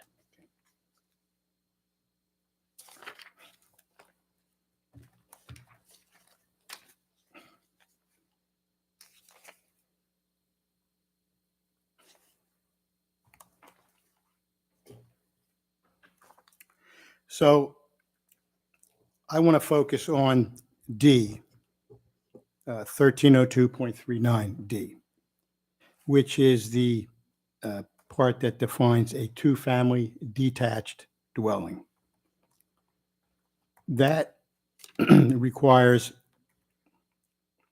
that a two-family detached dwelling is I should say defines a two-family detached dwelling as a building occupied by two dwelling units, which are not completely separated from each other by a vertical party wall. Did I read that correctly? You did. So if we're to explore or understand the definition of two-family detached dwelling, we now need to figure out what dwelling units are. Am I correct? Correct. Well, I believe that the definition begins with it's a detached building occupied by two dwelling units. So we need to know what dwelling units are first before we dig any further into here. Would that be fair? Fair. Okay. So then let's go to 1302 or 1302.40. Do you see that? I Just do. below. That identifies or defines dwelling unit. Am I correct? Correct. Now, to be considered a dwelling unit, each dwelling unit shall have its own toilet, bath or shower, sink, sleeping, or cooking facilities. That's one of the qualifications. Am I correct? That is correct. It also must have separate access to the outside or to a common hallway or balcony that connects to the outside at ground level. That's the other part of that, right? Correct. Now, there's a curious piece in here, the next sentence. Well, maybe it's not curious. It's certainly a tongue twister. What it says is that a dwelling unit shall not include two or more separate living areas that are completely separated by interior walls so as to prevent interior access from one living area to another. Do you understand what that says? I do. I have to be honest with you, it took me a long time to get my head around that. So am I correct in my understanding that if I have two separate living areas, that is areas with their own bath, shower, sink, sleeping, or cooking facilities, and separate access to the outside. If you can go from one to the other internally, you simply have one dwelling unit. Correct. Okay. But if you couldn't go from one living space to the other internally, even though it met the rest of those requirements, if you couldn't communicate internally between the two the units, then you would have two dwelling units. Correct. Okay. So now that we understand what dwelling units are, I want to go back up to the 1302.39D, which talks about a two-family detached dwelling. And there it says a detached building occupied by two dwelling units. So in order to qualify as a two-family detached dwelling, am I correct that I must have two living units, as defined below, that are inaccessible to each other internally? Correct. However, not separated from each other by a vertical party wall. Correct. Okay.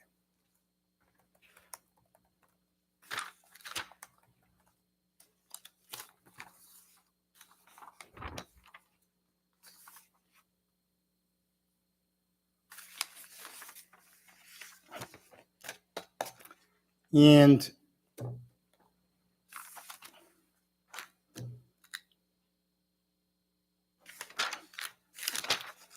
just so the board, I don't want to beat a dead horse, but I think it's important that the board understand where I'm trying to go with this.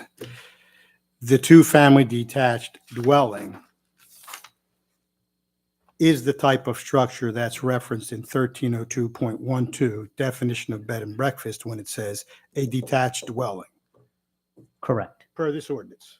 Correct. Okay. No further questions. Attorney Stevens, any questions of the testimony? I do. Good evening, Mr. Pfeiffer. Good evening. Speak in the microphone, please. Good evening, Mr. Pfeiffer. There was reference to ordinance section 1302.12 involving detached dwelling units. And you said that was the definition under that ordinance, right? That is correct. But there is another ordinance that does guide the bed and breakfast provision, and that's Article 1735. Is that correct? That is correct. Objection. And what is the definition? Hold on. And the nature of your objection. Well, what's the relevance? The relevance is that there is another ordinance that guides and gives a definition of a bed and breakfast. And when interpreting the ordinances of this city, per section 1301.04, if there's any more restrictive provision in our ordinances, that is what this board is to follow. Thank you. Let us make a ruling on the objections. Come up. No, so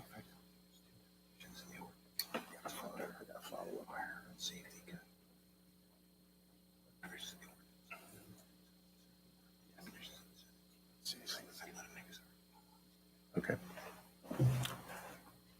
The objection's overruled. Go ahead. Thank you. Now, Mr. Pfeiffer, can you read in to the record the definition of a bed and breakfast under Article 1735? If not, I have a copy here. If you- I apologize. Give me one moment, please.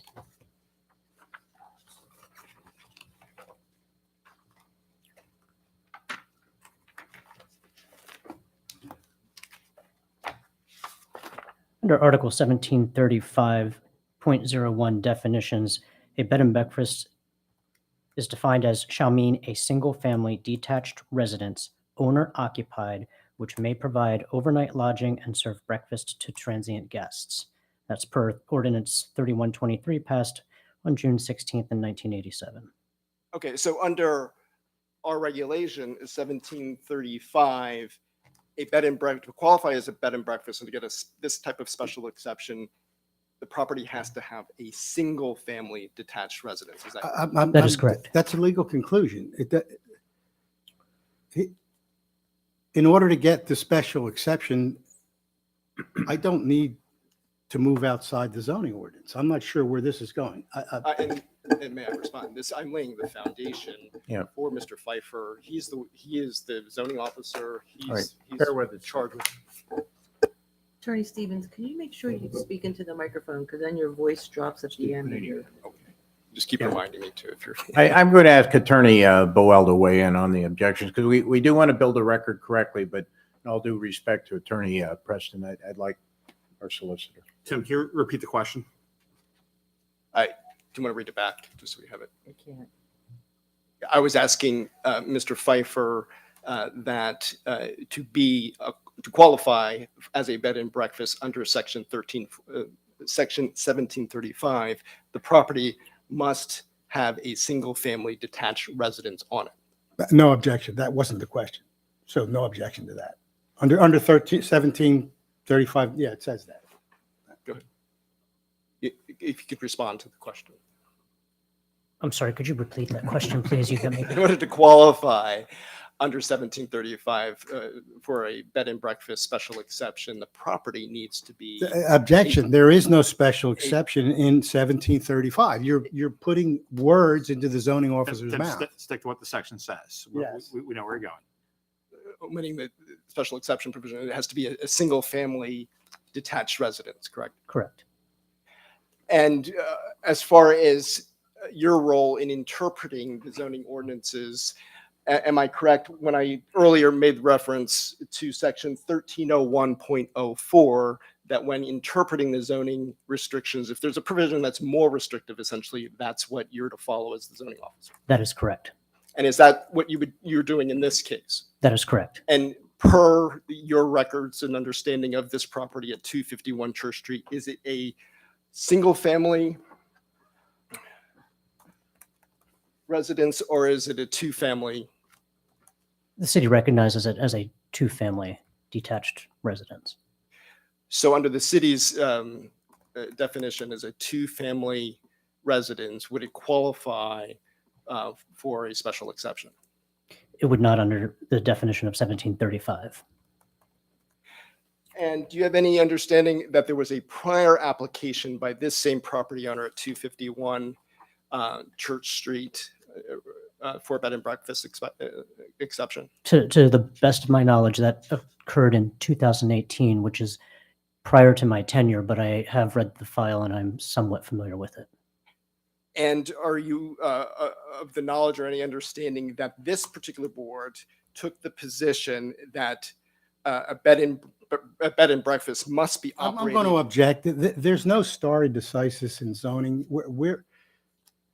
My experience with certain attorneys is we wade into these irrelevant areas.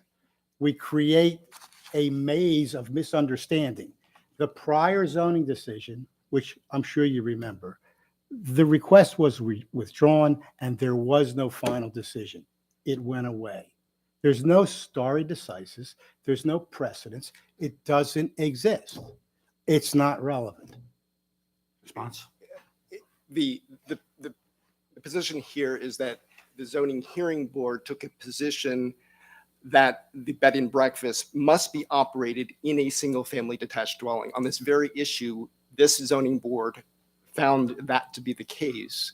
And I'm simply presenting that to the current zoning officer and asking him to acknowledge that, yes, in fact, that is the case. It's not about stare decisis or whether or not that prior decision is binding. It's just this zoning hearing board took the position. A question of fact.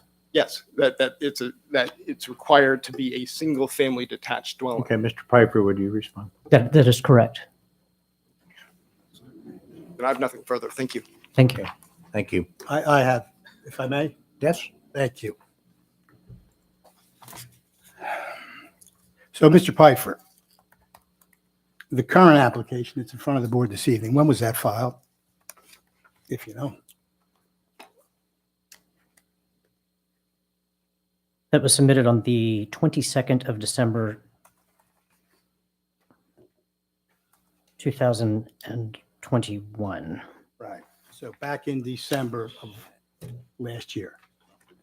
I think the matter was continued at one point because someone in the city had gotten COVID and couldn't attend a meeting. And so the city asked it to be continued and it was moved forward. Is that correct? That is correct. And it was moved forward to a date that I couldn't be here and it got moved forward again. That is also correct. Right. So this thing's been kicking around since December. Is that correct? That is correct. And the city has been aware that my client has applied for a special exception to operate this particular use at this property since December of last year.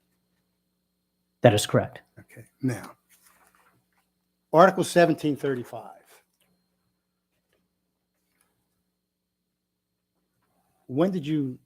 How did you come upon Article 1735 as being relevant to this case? In conversation with the Solicitor's Office of the City of Bethlehem, it was brought to my attention that another ordinance did exist that did specifically call out a definition of a bed and breakfast, and that under the aforementioned 1301.04, I should reference that definition when considering what would be eligible as a bed and breakfast. Okay, and when did you present this to me? This evening.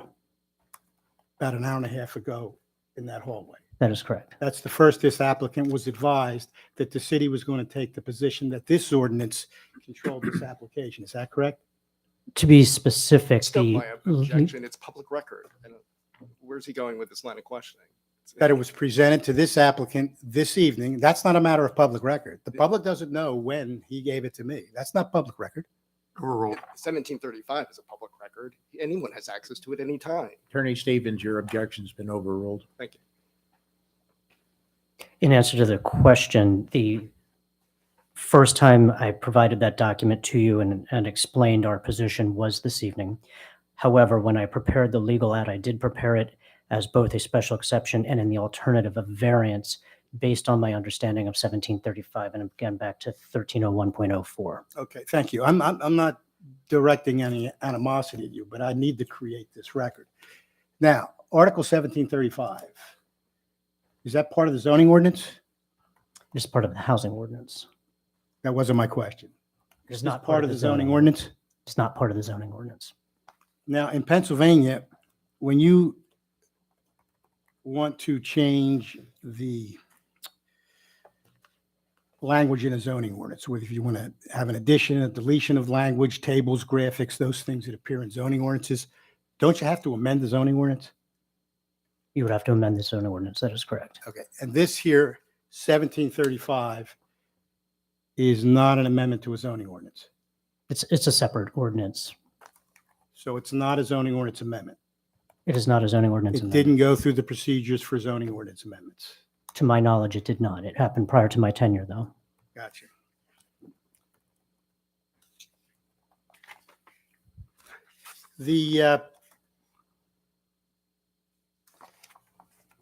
I believe that you and I talked about this application at length over a period of time, and it's my understanding that the city initially believed,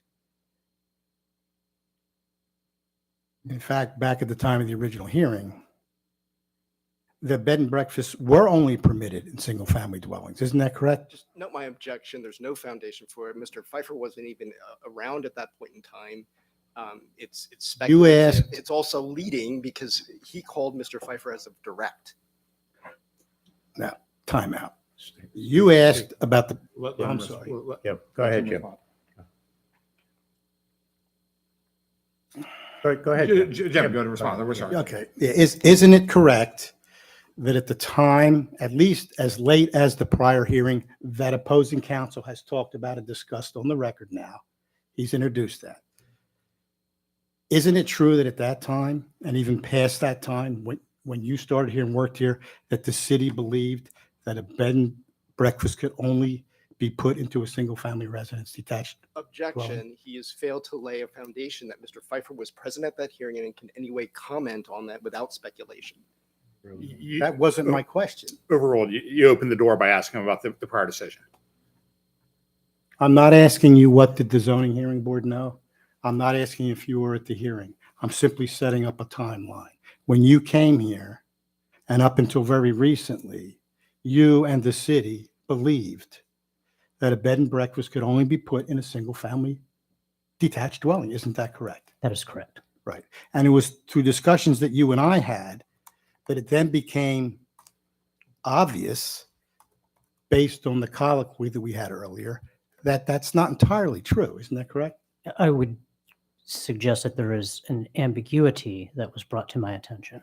Okay, that's fair. That's fair. But we've agreed and we've conceded now that based on the ordinance language, that bed and breakfasts can be put into two-family detached dwellings under the zoning ordinance without this newly provided 1735. Isn't that correct?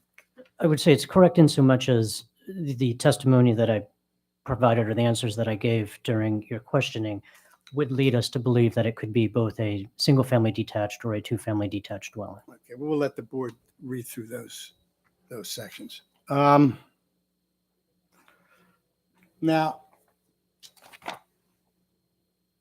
I'm looking at Article 1735.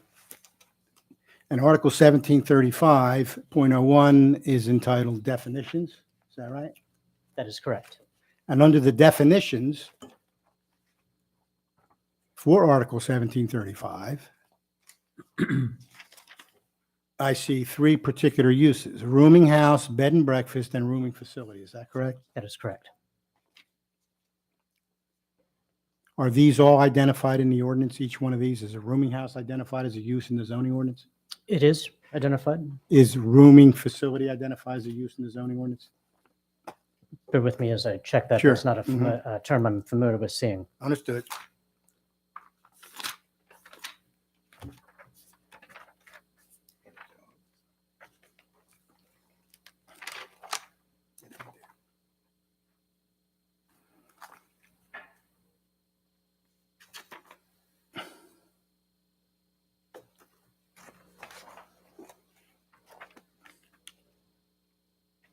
While you're looking, I'm unable to find either one of those in the definitional section, just as a point. Other one, which ones? Which one? There would be rooming house and rooming facility. I don't see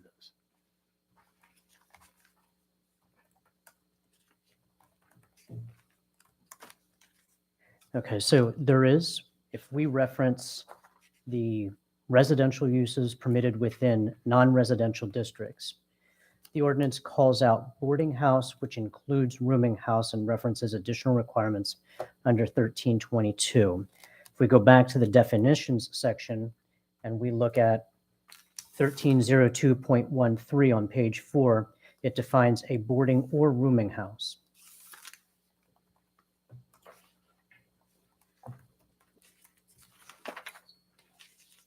So is it your testimony then that a rooming facility is a rooming house?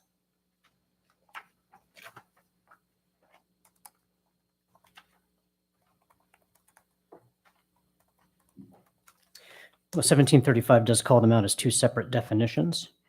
Rooming facility indicates that it shall mean both uses, rooming house or bed and breakfast establishments.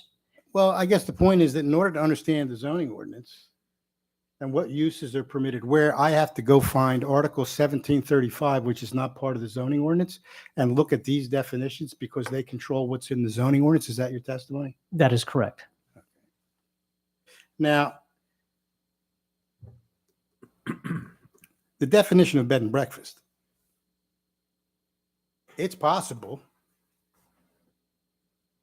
I suspect, that a particular ordinance, for example, Article 1735, which deals with rooming houses, may have intended a different result than the zoning ordinance. Isn't that fair? Say that to me again, please. That the purposes and intent of Article 1735 differ from the City of Bethlehem zoning ordinance, Part 13 of the codified ordinances of the City of Bethlehem. They serve two different functions. Isn't that correct? But there's two separate ordinances. Okay. And the zoning ordinance, just to be clear, was never amended to adjust for this definition of bed and breakfast that appears in Article 1735. Am I correct? It's correct to say that the zoning ordinance definition of bed and breakfast does not reflect the definition under 1735. And isn't it possible that Article 1735 could have a different purpose for identifying bed and breakfast? Just know my objection, it calls for speculation. Isn't it possible? Overruled. I would have to go back and review Article 1735 to understand the intent and purpose of the time that it was drafted. Okay. But you would agree with me that it's possible that it could be different, the intent and purpose from that of the zoning ordinance. And sort of Why the you need to review it, right? 30,000 foot level perspective, yes, there could be a difference of purpose. Well, even from 100,000 feet, we know that we can't say conclusively that Article 1735, the definitions in Article 1735, which is not a zoning ordinance, were intended to replace, modify, or amend the zoning ordinance. Isn't that correct? We could say that, correct. Okay. I have no further questions. Mr. Pfeiffer, if you can be so kind and turn to the zoning ordinance section 1301.04 and just read that into the record, please. Certainly. 1301.04 interpretation. In interpreting and applying the provisions of this zoning ordinance, the provision shall be held to the minimum requirements adopted for the promotion of the public health, safety, and general welfare of the city, where the provisions of any statute, other ordinance, or regulation impose greater restrictions than this ordinance, the provisions of such statute, ordinance, or regulation shall be controlling. And it's the position of the city of Bethlehem that 1735, whether it's a statute, an ordinance, or a regulation, it's controlling under these circumstances, correct? Correct.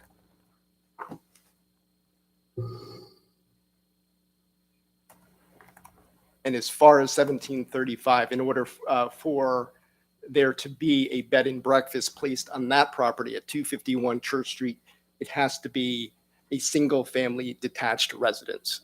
That is correct. Nothing further. Thank you.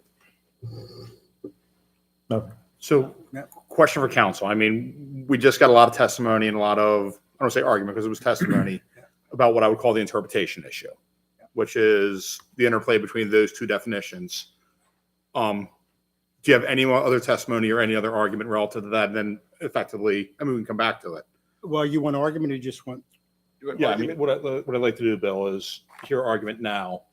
And then as long as you guys don't have any other witnesses relative to this issue, if you do, we can hold it to Not the end. on this issue. I just have a fact witness as to. Yeah, as to this issue, yeah. No. Let me just poll the board. Again, I tend to concur that we've heard a lot of legal argument. Do either of you have questions with regard?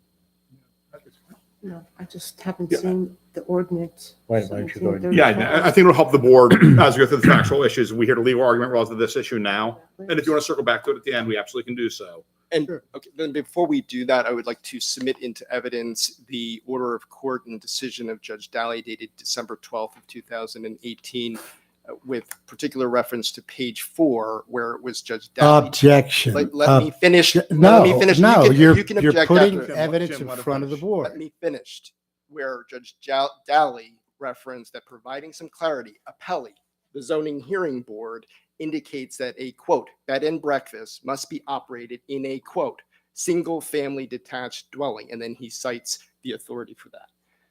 I'd like to, since it's been opened, he's been talking about the prior proceedings. I've been trying to. Okay, I'd like to hold submit it on one evidence. second. We I'd like understand to that. hear Attorney So, Preston. Jim, you have an objection? Yeah, this is silly. That is not relevant. He brought the prior decision in. I objected to it, and then he says, well, you talked about it. Well, sure I did. I have to object to it. The prior decision is not relevant. We'd have to go in and unpeel that onion to find out how we got there, because I know how we got there.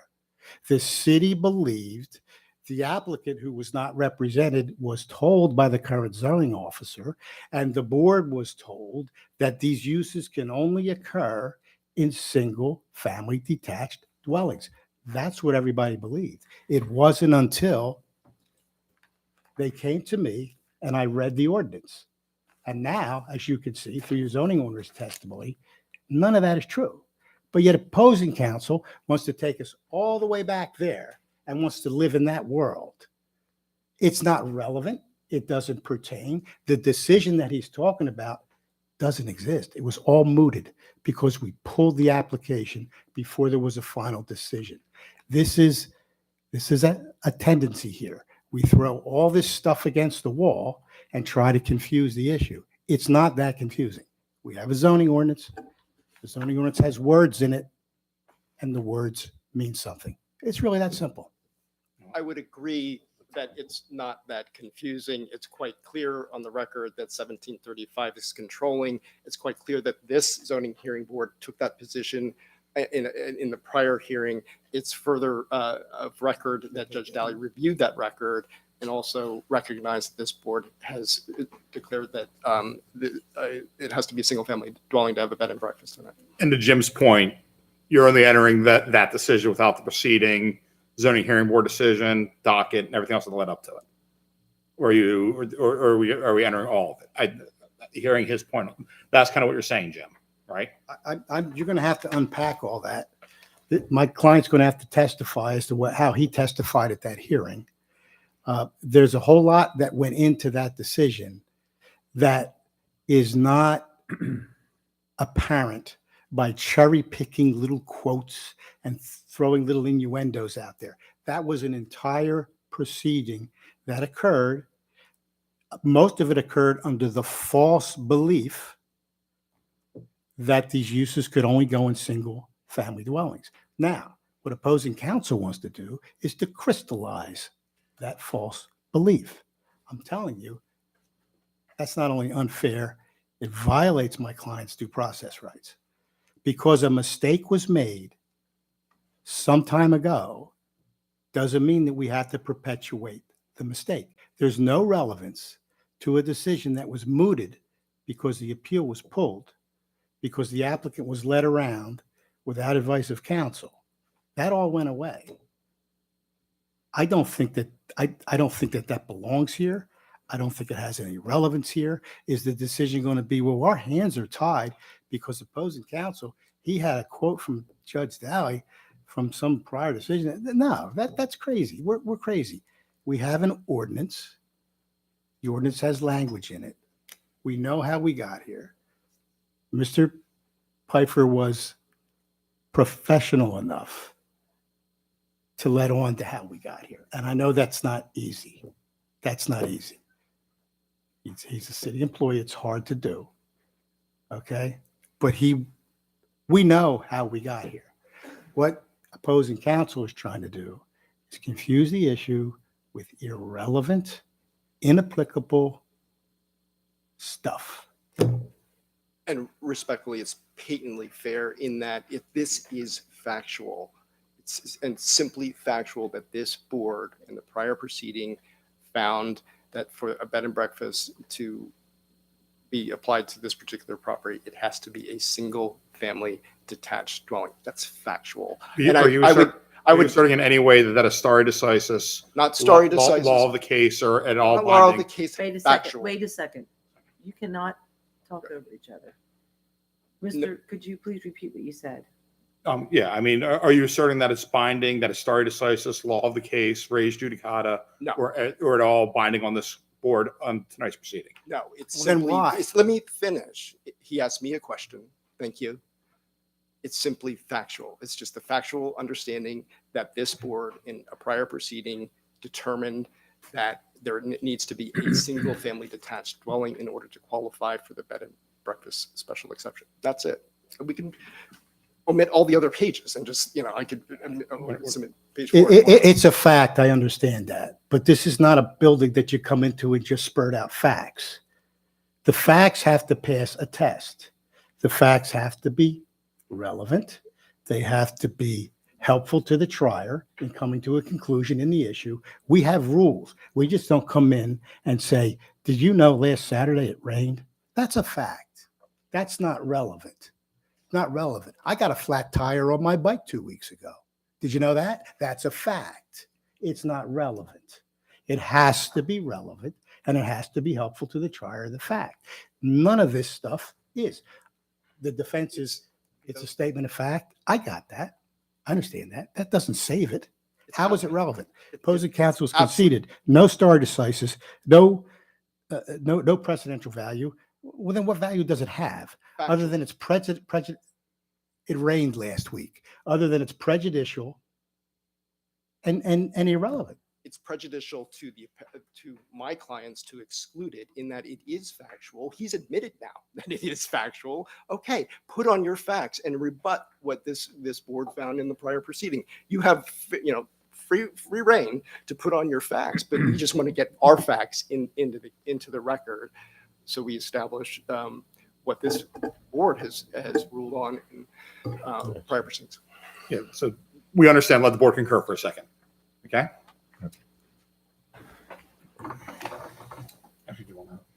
Yeah, Sure, you think we should- yeah, Gene, we're going to temporarily go off the record. Thank you.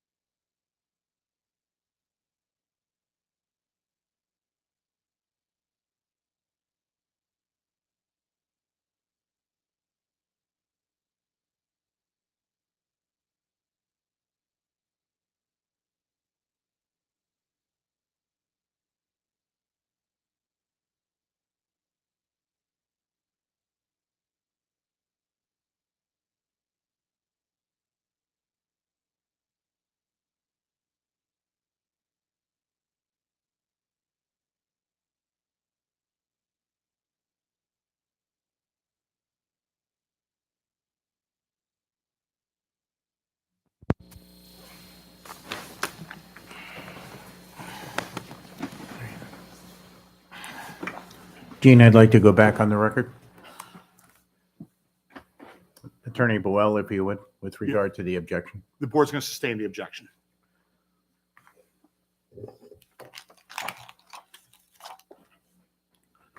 All right, so on the interpretation issue, is there anything else? And again, I mean, if things come up in the hearing, I mean, is there anything else on that you want to?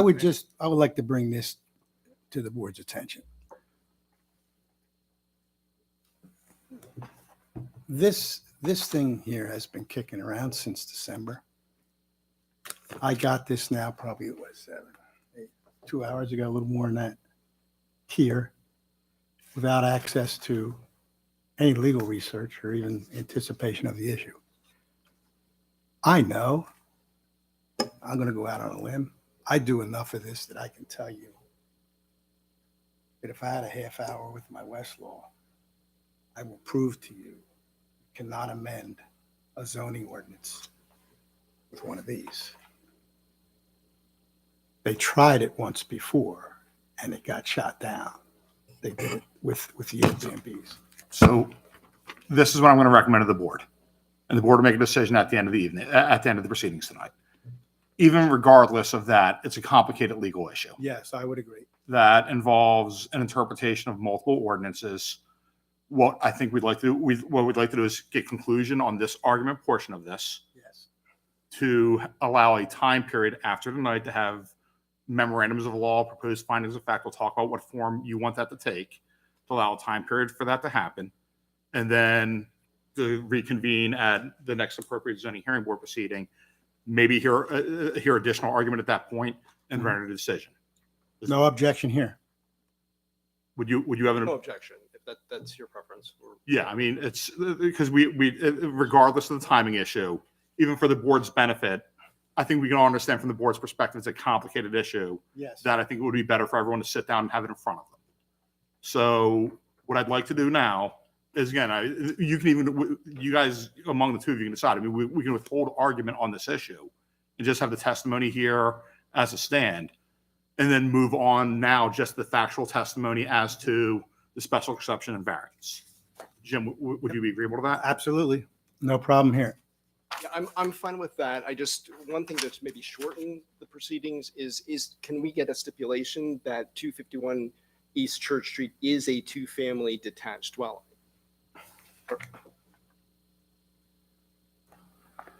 The city has said it. Please give me a moment.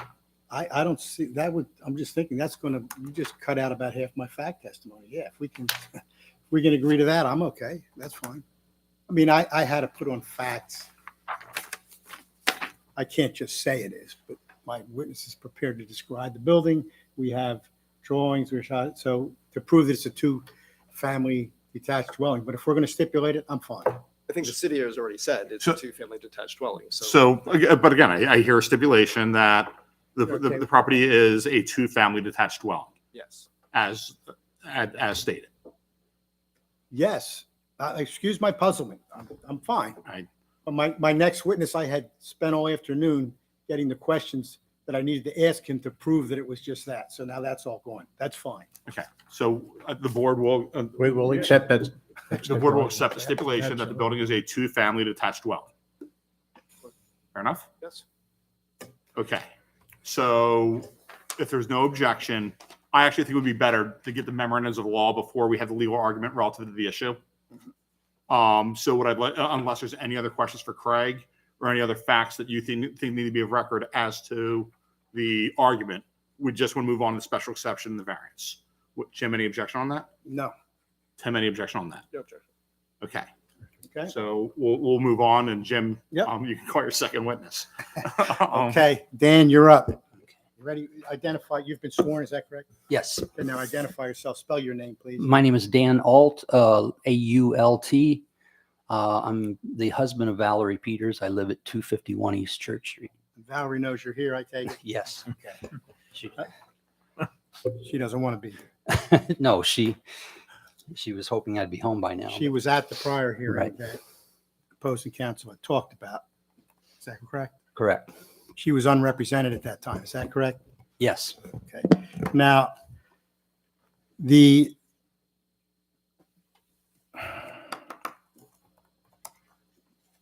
when you originally embarked on this bed and breakfast plan, you met with the city, is that correct, to discuss Yes, that? yes, That was before Mr. Pfeiffer was the zoning officer, is that correct? yes. Who was the zoning officer? Suzanne Borzak? Suzanne Borzak. And you met with Suzanne? Yes.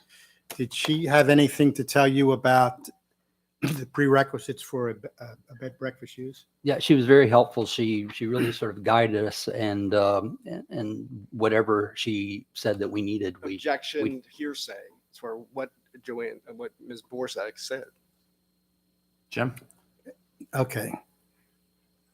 Hearsay is an out of court statement offered to prove the truth of the matter asserted. I'm offering an out of court statement not to prove the truth of the matter asserted. I don't care whether Susan Borzak was right, wrong, or indifferent. In fact, I believe she was wrong.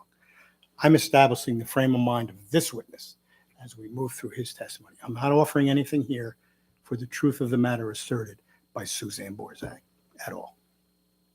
He absolutely is. That's exactly what he's doing. If he wants Suzanne Borzak to testify, he could subpoena her or ask her to come to this hearing and testify firsthand.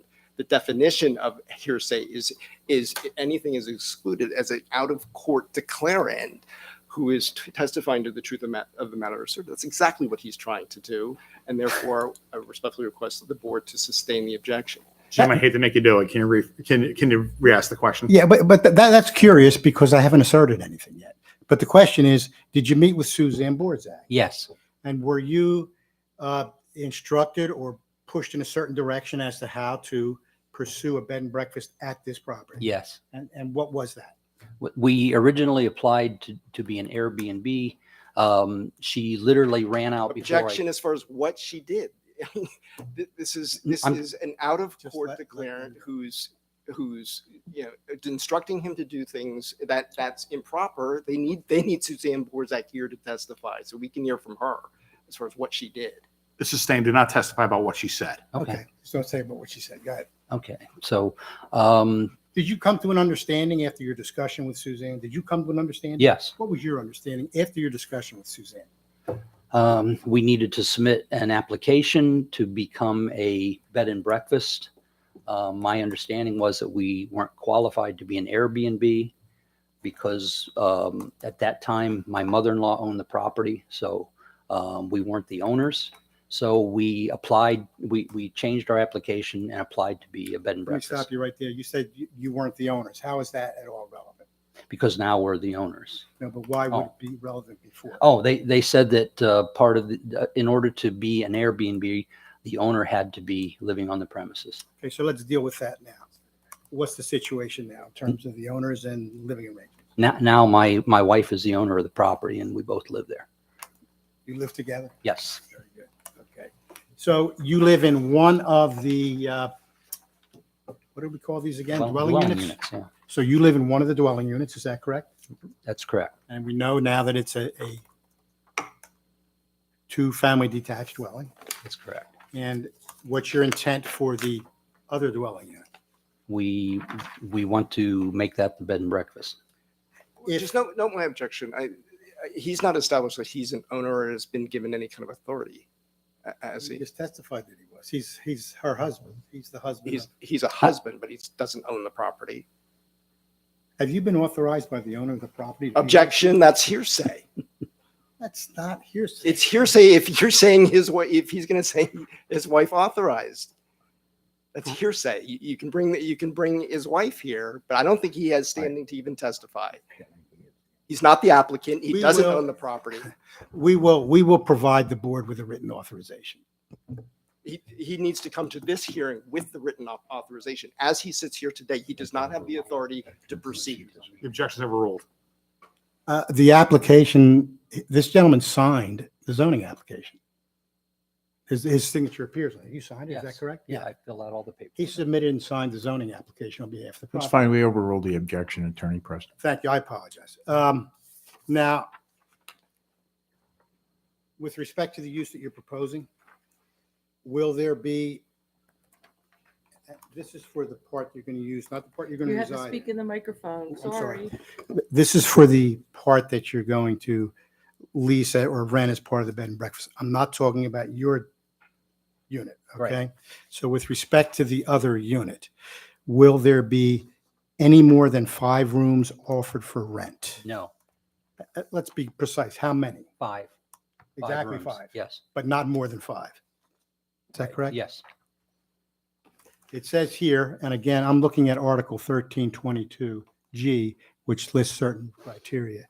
It says that the bed and breakfast must be in an existing structure and not a new structure or outbuilding. Dan, would you comment on that, please?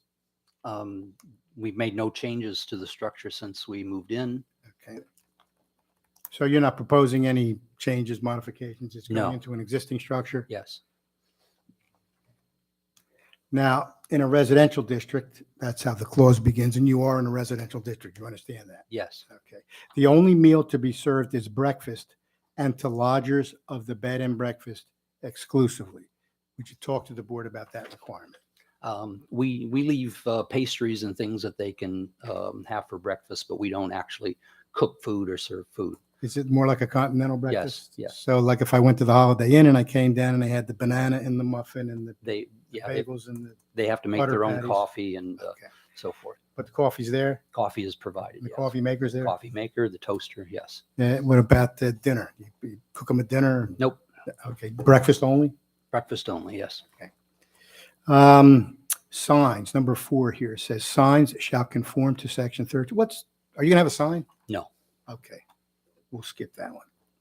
It's number 5, it says no exterior structural alteration of the building shall be made except as may be necessary for the purposes of sanitation, handicapped accessibility, historic rehabilitation, or safety. Are you familiar with that? Yes. And I think you testified you're not making any? No alterations? changes. You're in an historic district, are you not? Yes.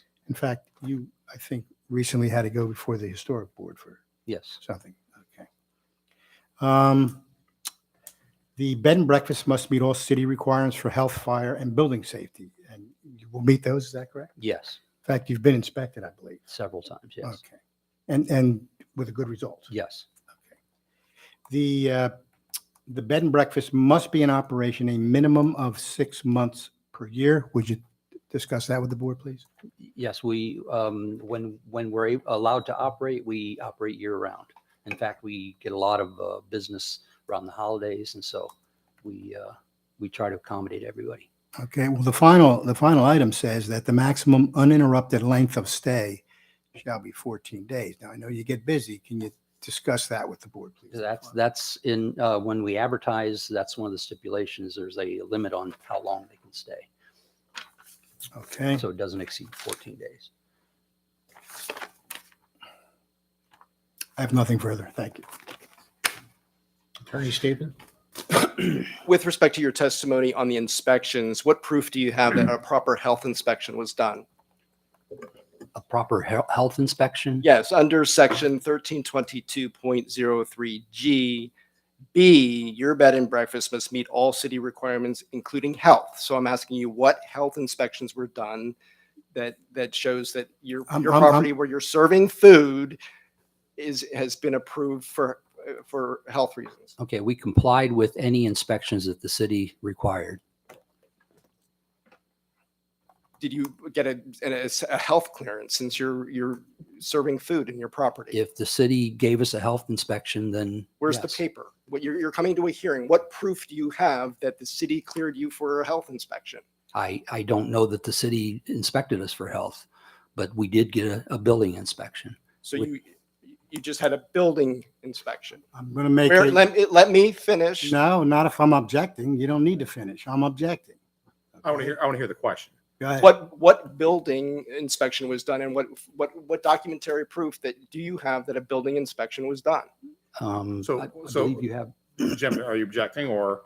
Yes, I need to make a general objection, and this has to do with the rules that govern special exceptions.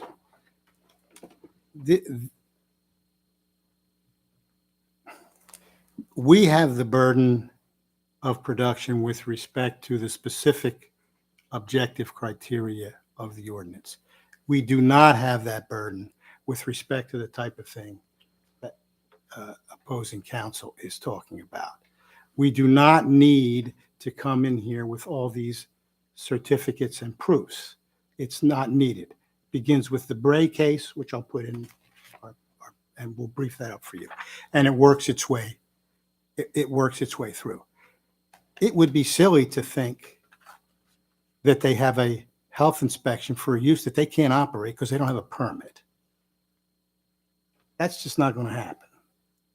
Has the building been inspected? I don't want to get ahead of the story, but I can put all those in. If Mr. Stephen wants those, we have those inspection reports. It has been inspected as a two-family dwelling. That's been done because it is that. It's permitted to be that. So we have those. You'll see since 2015, there are periods where there were some violations, which were then cleared up. I'm digressing. I have a standing objection if opposing counsel believes that we have to come in here and prove that the bed and breakfast that doesn't exist has a health clearance. First of all, I think the question's inane, and second of all, it's not our burden. Thank you. And I respectfully disagree in that the zoning ordinance clearly states under 1322.03G, this is the Bethlehem zoning ordinance, that in order to establish the special exception, that the bed and breakfast must meet all city requirements, including health, fire, and building safety.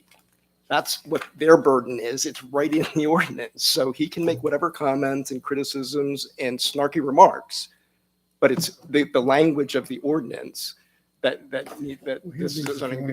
zoning hearing board needs to follow. Furthermore, when Judge Daly looked at this the last time, We don't want to hear about Judge Daly. The board. well, he remanded it because they didn't do the proper inspections. So, yeah. So, understanding the legal issue, which will be brief, the objection is overruled. So with respect to fire inspections, describe for me what fire inspections were done in your property.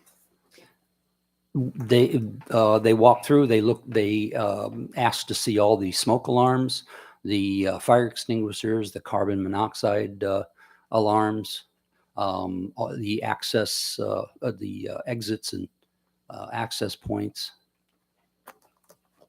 That's what I can recall. Hand up. I've got a list of. I'm going to hand up some photographs. Hang on, I'm just moving on. We'll go through those. Okay. Okay. I'm just going to show photographs in there. There's a witness. This is a witness. I can't, you have to go to the microphone. You want to take a look at the pictures because I want to hand the pictures up to the board. There, I have a witness who took the pictures, and she will be testifying as my first witness. What's the big- Here it is.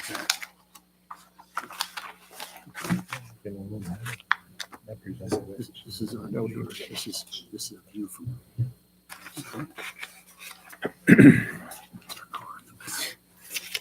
This is the front of the house. This is the neighbor's electrical. Well, we'll mark it. The whole package is from. Okay, I want to hand that to so the board can follow along with the pictures. That's that fine. I Go showed. ahead. Yep. So, should we mark it objectors one? Objectors one is fine. Yeah, we'll pass it down.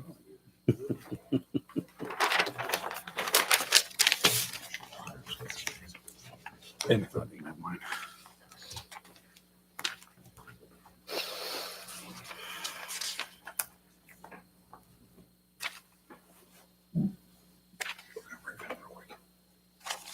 Oh, did I take yours? Sorry. I think I dropped it. Right here, I'll share. Just going along in order, there's a picture of a wall with 4 utilities. Do you see that? This picture? The first one is not that. It's not the first one. Oh, Yeah. Do you have a property right next door to 251 East Church that is a 4-unit building? Ernie Stevens, can you hold us up so we see? Yeah, what, So it's the one with the 4. No, Four that's units. It is the top. Hold on. Is there I'm sorry. is there a property next door to you that is a 4-unit Yes. property?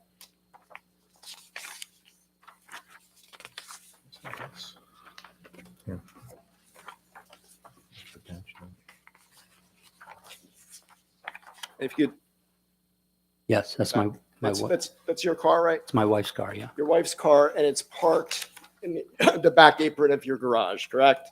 correct. And isn't it true that it's illegal to park in that apron? It's illegal. in Not the that I'm city aware of. So you're saying no? I not that I'm aware of. And have you also recommended to guests who stay at your property to park in that apron if they can't find parking on Church Street or elsewhere? Yes, and we've never had anybody park back there. But it's your position it's perfectly legal to do what you As far as I know, yes.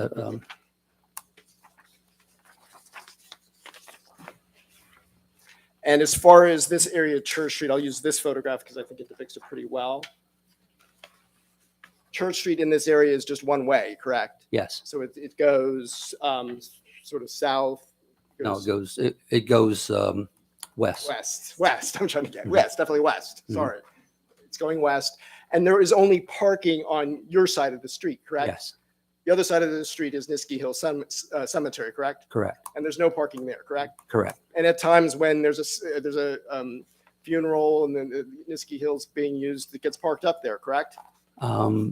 Yes. Yeah, and also during the various festivals, Music Fest, Yes. Chris Kindlemark, all these festivals, it gets parked up on your street, correct? Correct. And there's a 4-unit next to you, correct? Correct. And you now have a 2-unit at your property. Yes.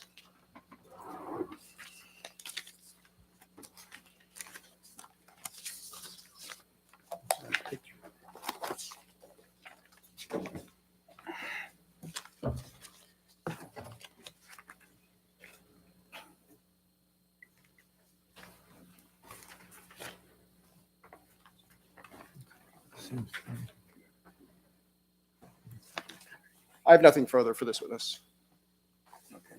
Redirect, Jim. Yeah, I do. I have just a couple. So the picture of the white car. Oh, I thought he had a bigger one. Yeah, he did. Actually, yeah, you might be right. Okay. So the picture of the white car, that white car is your wife's car? Yeah, it's both of ours, I guess. So Okay. And I believe your testimony was that she parks there and your understanding is that's not illegal.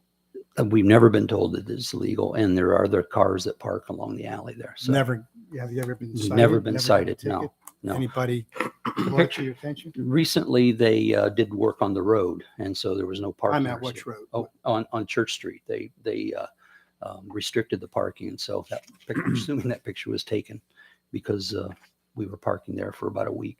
Okay.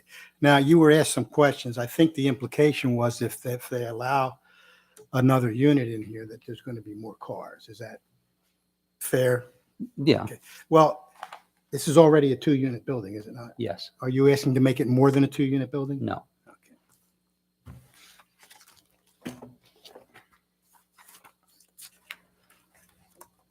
And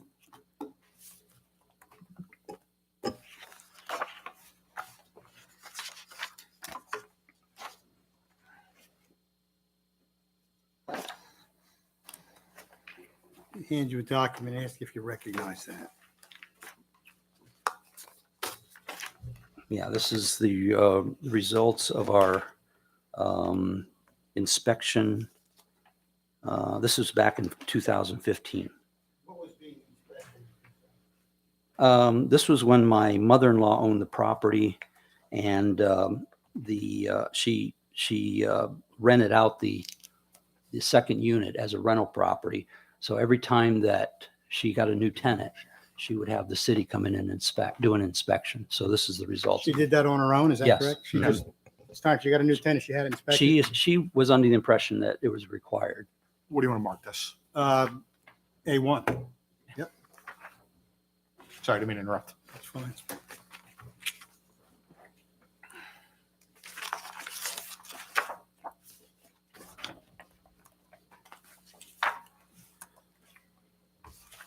need that one anymore.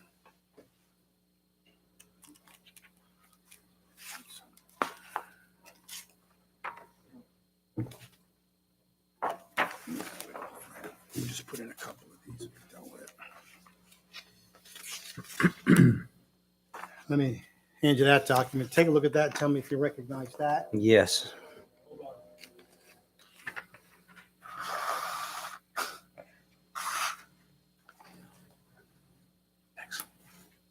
I'd ask to have that marked as A2. Dan, what's the date of A2? February 12th, 2016. And what is that? It's same as the other one. It's an inspection that was done on the property. So you had a new tenant? I guess so. Mom-in-law had a new tenant? That was It says here, you're going through. it says here, I see your spirit and cooperation in providing safe living standards for our citizens in Bethlehem is greatly appreciated. Is that what it says? Yes.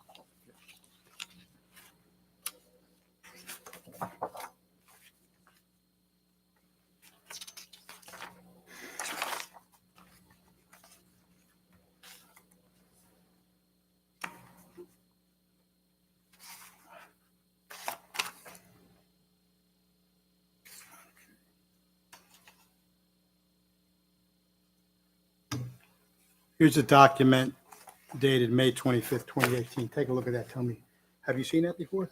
Yes.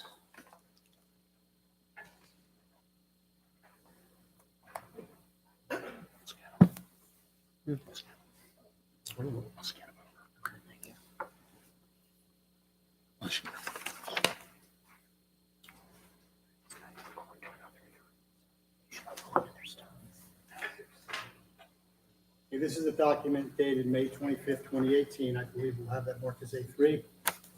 Keeping score correctly. Dan, any idea what that is?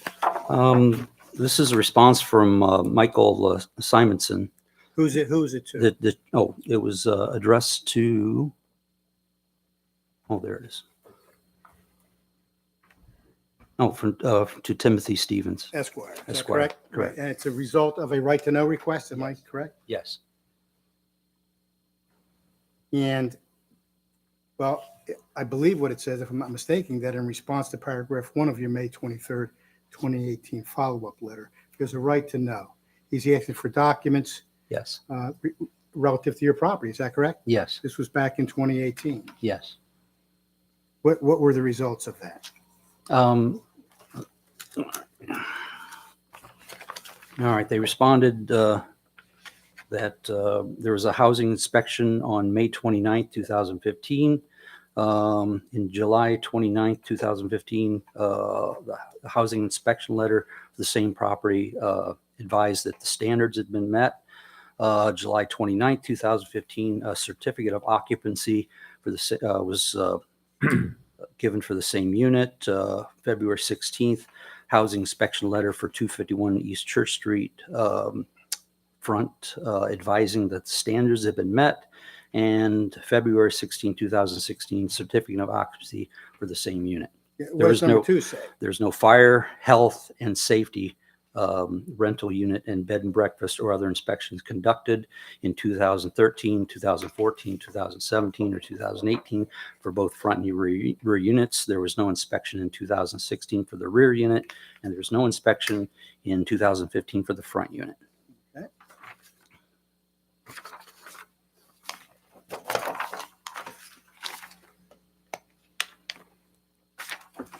And then, I believe I was at A3 there.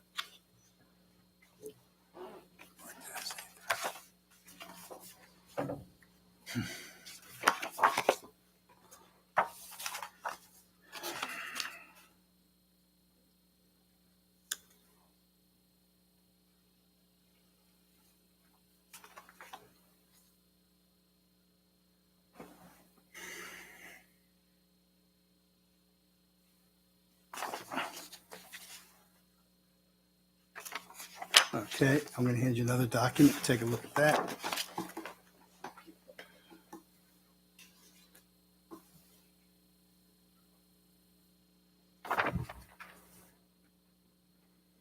Mark that as A4.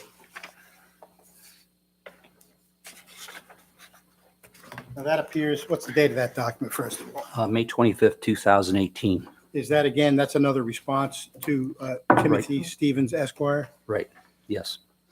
And Right it's to in know. response to a records request? Yes. Is that correct? And there's a statement there signed by Suzanne Borzak attesting that it's true and correct? Yes. If you turn the page, what does it say? What is she certify? This is to certify that the building or structure has been inspected and found in compliance with zoning and housing codes of the city of Bethlehem, Pennsylvania, and the above stated occupancy and use thereof is hereby granted. Floor plan you don't need. This was my choice. That, we don't need that. Now, so the city has from time to time been in the building, is that correct? By the city, I mean their inspectors. Yes. In fact, they've been there quite a few times. Yes. And it would appear from the documentation, correct me if I'm wrong, but you, whoever your predecessor in interest was, your mother-in-law, were always cooperative. Just objection. Is that it's correct? Leading. Overruled. Is that correct? Yes.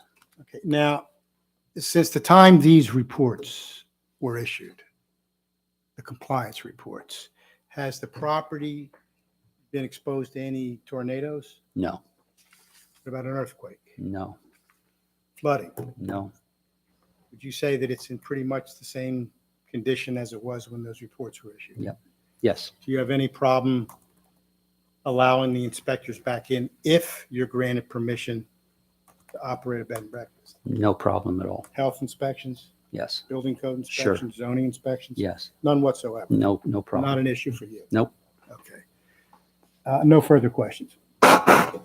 Now, with respect to the documents that have just been handed up, you will agree with me that the most recent inspection at your property, 251 Church Street, was back in 2016, correct? No. Yes. So that was clearly 5-6 years ago, correct? Yes. And you've made no attempt whatsoever to have any inspectors come in, fire inspectors, safety inspectors, health inspectors, to inspect your property and come prepared for this hearing to establish before this board that your property is safe to handle guests in it, correct? No, I haven't. With respect to your intentions with renting the other unit, it's my understanding you live in the one side of the two-family dwelling unit and your intention is to rent out the other side, correct? Correct. And is it your intention to enter into a long-term lease with a tenant or tenants in the other property? No. Is it your intention to enter into any type of short-term or bed and breakfast transient type usage? Yes. And you've done that in the past? Yes. And as far as your bed and breakfast transient usage, I'm going to object. that will, Let me hear the question. Go, Tim. as far as your bed and breakfast or the transient, more transient usage, that would create more of a parking issue, correct? It hasn't in the past.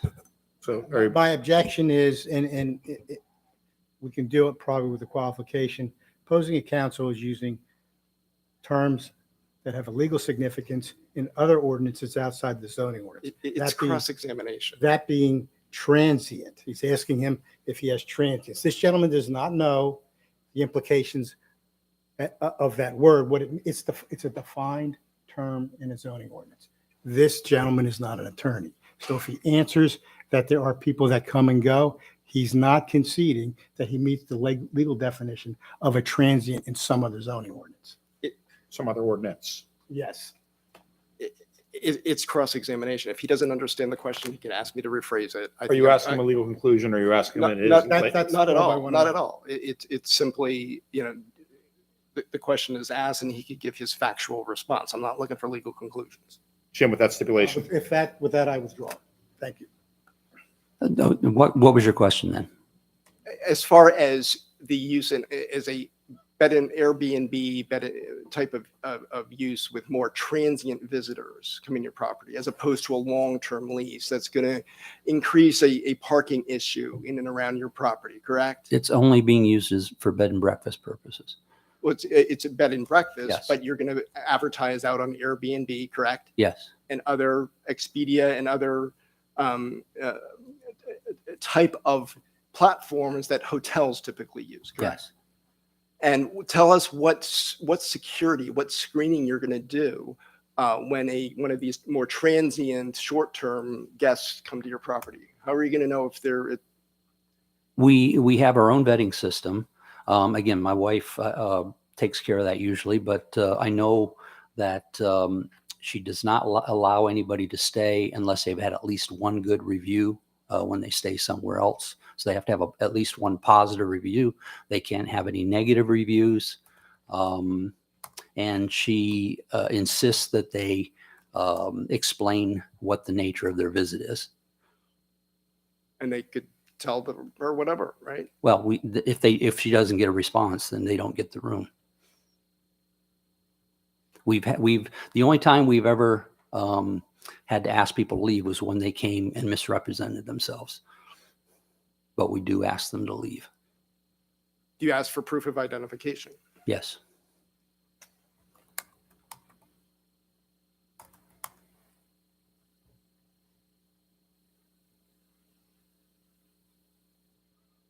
I have nothing further.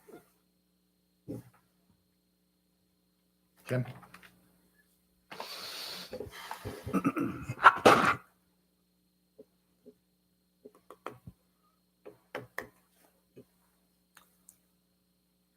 No further questions. Steve, I'd like to open your questions for the board members. All right, gentlemen, at this point, I'm going to welcome questions from members of the board. Ms. Lee? No questions, right now. Mr. Novotny? No questions. I also have no questions at this time. Attorney Boel, anything? No, sir. Mr. Piper, anything for the record? No. In which case, are there any questions from members of the audience? This would be questions only of the testimony that you have heard. If you care to ask a question, please come to the podium, identify yourselves, and give us your address. Seeing none.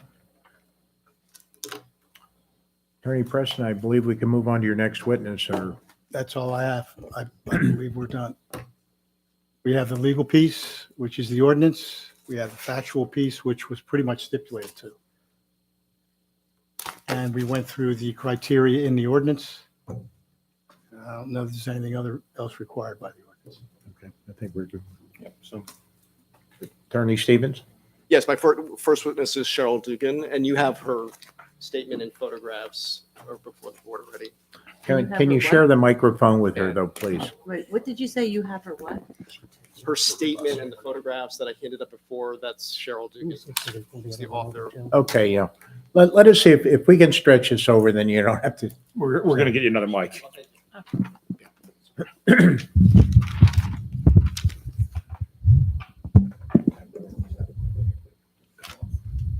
Yeah.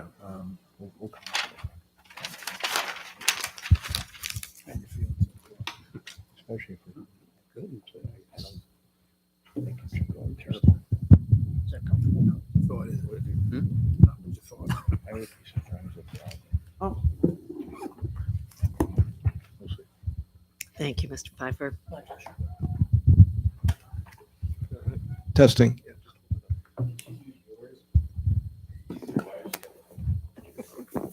Thank you. Can you hear me? Yes. Yes. Thank you all for being here for this long discussion. It's interesting. Please state your full name and give your address, please. My name is Cheryl, Cheryl Dugan, Dougan, 253 East Church Street, Bethlehem. And as far as your residence at that particular property, how long have you been a resident of Bethlehem?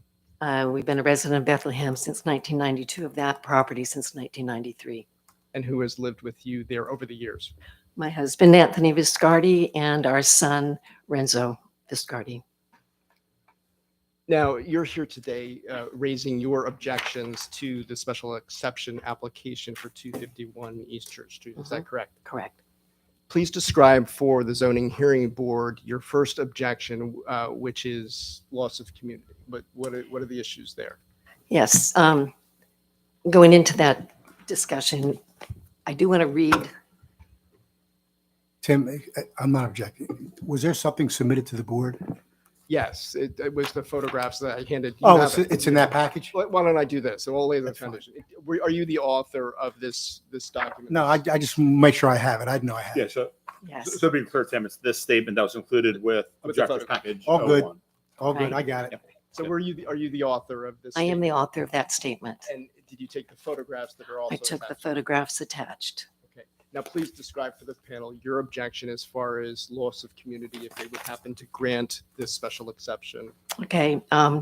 First, I'd like to address my understanding, not being a lawyer, just to, that my understanding is this appeal is based on zoning ordinance 1304.01 B2, which recognizes bed and breakfast inns are designated commercial, and as such are not allowed in the historic district without a special exception. According to a 2002 Pennsylvania court ruling, quote, a special exception is not an exception to a zoning ordinance, but rather a use, which is Excuse me, expressly I don't- permitted, absent a showing excuse of me, is this- detrimental Hold on. effect on the community. Ms. Dugan, just one moment. There's an I'm objection. just confused because I'm trying to follow the proceedings. Is this a fact witness or an expert witness? She's just a fact. She's a fact. In fact, an expert. Okay. And are you going to ask her a question or she's just going to tell me about court cases? No, she's I'm prefacing explaining my statement. her position as to why the granting of this special exception would create a loss of community, and she's prefacing that. Okay. Well, we're going to concede though that this is a fact Agree. witness, not an expert witness. Yeah, she's not an expert. Okay. Very good. Go ahead. So no, you withdraw the objection? I'll withdraw it. Okay. So as I was saying, a special exception is not an exception to a zoning ordinance, but rather a use which is expressly permitted absent a showing of detrimental effect on the community. And that's Grayton Properties versus Little Marion You don't have to Township. cite it, yeah. Okay, so it's documented there. I want to say also how I think the city of Bethlehem rightly established our neighborhood as a high-density residential zone. Such a designation serves to insulate the area intended for residential living from commercial activity, including tourism, and to protect and maintain the residential character of the neighborhood and the rights of people to occupy their homes without the infringement of transient renters. We take the position that the Peters Bed and Breakfast enterprise is detrimental to our neighborhood and to us as their next door neighbors. So loss of community, and this will be more of a casual, that's my facts that I want to present. We moved here in, as we were saying, 1992 from Atlanta. And the reason we moved here is Atlanta was really bumping up in crime. We had a young 7-year-old, and my husband, we'd looked for 3 years to find a community that was going to be safe to raise our child.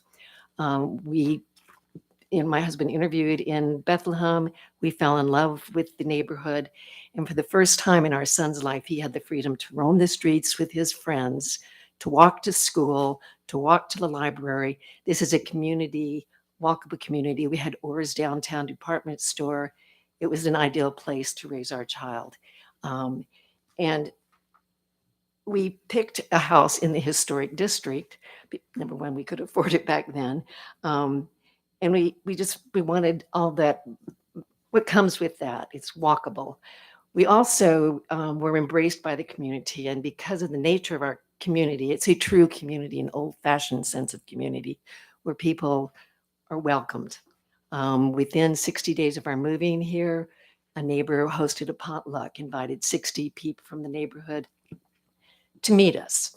After that, within the year of living in Bethlehem, we knew more people than we did in our 20 years of Atlanta. It's valuable that people know each other in a community. It's Jane Jacobs, the urban planner, talks about having eyes on the street. We counted on that eyes on the street for protection for ourselves, especially for our son. We moms knew what our kids were doing in the back alley. me stop you right Mhm. there. Now, you've heard the testimony of the property owner of 251 Church and his intention of having short-term Airbnb type people going in and out of the property. Mhm. What are your concerns as far as the impact that that would have on the fabric of the community? They're strangers that are coming into our neighborhood right next door. Um, in the past, we've been able to depend on the neighbors, the tenants in that property, when it was under the ownership of Madeline Peters, were good neighbors. There was an incident, there was a fire set by somebody in the caretaker's house across the street in Niskey Hill Cemetery. Dave Drebeck, a tenant in that unit, grabbed his fire extinguisher. We put out the fire before the fire trucks came. It's neighbors knowing each other. In the times of blizzards, the 1996 blizzard was a memorable one. Neighbors shoveled each other out. The neighbors have been there for us and for each other. Whenever there's an occasion in the city, our neighborhood, birth, death, we take care of each other. Meals are delivered to somebody in need. It's a support that doesn't exist in towns where people are strangers, where your next door neighbor is a stranger. A personal point is when our young son, who we brought here to raise safely, at age 14 suffered a cardiac arrest while in gym class doing presidential fitness testing. And they couldn't revive him quickly enough to prevent a severe anoxic brain injury. So he was in hospitals for 4 months before returning home. Our neighborhood raised funds to build an addition for him, wheelchair accessible, so that after a year of being in our dining room in a hospital bed with nursing, tube fed, we were able to move him to an accessible addition. During that process, our neighbors coordinated that we got at the first of every month a calendar of who would be bringing meals to us for an entire year. It's something that with more transients, people that we don't know coming into neighborhoods, it's who do you trust? You see license plates from out of town, which is expected during Music Fest, but other times of the year. It's an insecure feeling. It's a lack of camaraderie, of being there for each other, of recognizing that we are a community, which is more than a neighborhood. We are a vital in-town community, unparalleled to most, I think. So I'm hearing a number of reasons as to how that would disrupt the fabric of the community. But one theme I'm hearing is the threat to your security. Can you describe and expand, what are your concerns there with particularly these short-term Airbnb type rentals? Sure. First, one of the pictures shows the view between our yard and our neighbor's yard. It's divided by a sparse hedge that grows sparser by the years. So any tenants that they have at their Airbnb have full view of our yard. My husband on the second page. Second page, thank you. The second page, the photo on the second page. So our property's in the foreground, and you see a sparse hedge, and then it's their property. So we've been out there enjoying, we were in all good weather, dinner, a glass of wine on the patio, when they've had guests that come back and they're showing their yard, and they allow pets, which is fine. I love pets, but they're different. They might be barking. So it's a discomfort. And also you'll see my fear, especially when my husband's out of town, that any tenants would have easy access to our backyard without, it has like a short chicken wire fence that I think you built to keep the cat from wandering through. But there's no barrier to keep a stranger, i.e. a transient guest, from entering our property in the middle of the night. Did you make any requests to try to improve the situation and security in your yard that didn't work out? We did. I think it was in August 2014. No, let me get that date right. I'm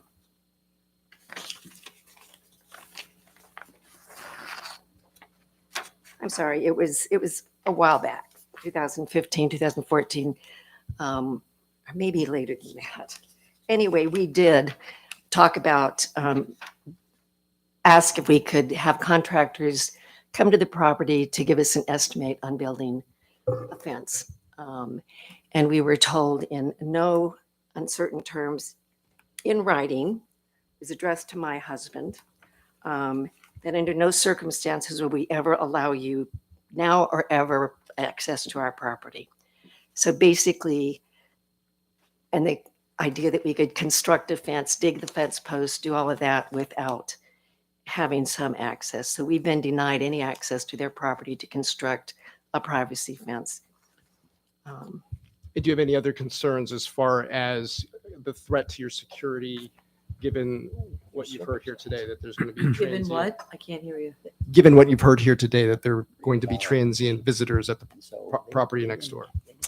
Yeah, I mean, the transient, there's also in your packet statements from different Airbnbs around the nation. We have a high incident of drug-related crimes with Airbnbs, drug dealing. You might recall there was a shooting in a B&B in Pittsburgh not too long ago. You know, I don't know that our neighbors check for guns or drugs, but it is a real threat to security. So on airbnbwatch.org, quote, short-term rentals like Airbnbs have become hotbeds of illegal activity. That is hearsay. Now that is hearsay. I'm sorry, there's a web link right there. If you want to look it up, it is not hearsay. It's posted. So it's not hearsay. Let your attorney respond. So there's an objection as the hearsay. Tim, what's your response?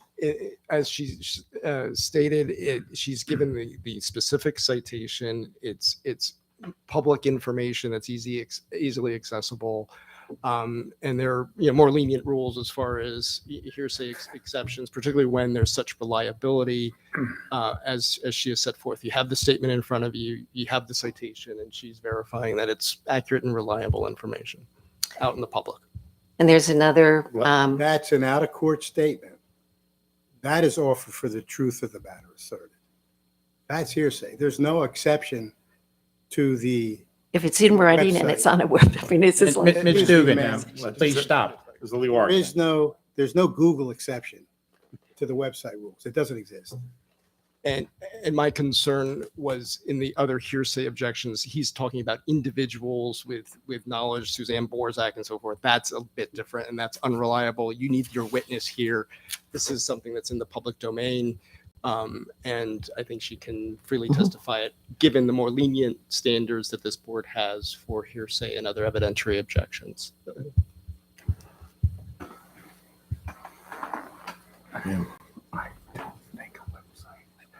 Yeah, I mean, you know. The objection is sustained. The board concludes that it is hearsay. Now, with respect to this particular property, 251 East Church Street, what is it about the physical attributes, the location, proximity, that makes it not appropriate for bed and breakfast, as opposed to some other properties, say Morningstar, that there were bed and breakfasts in the neighborhood?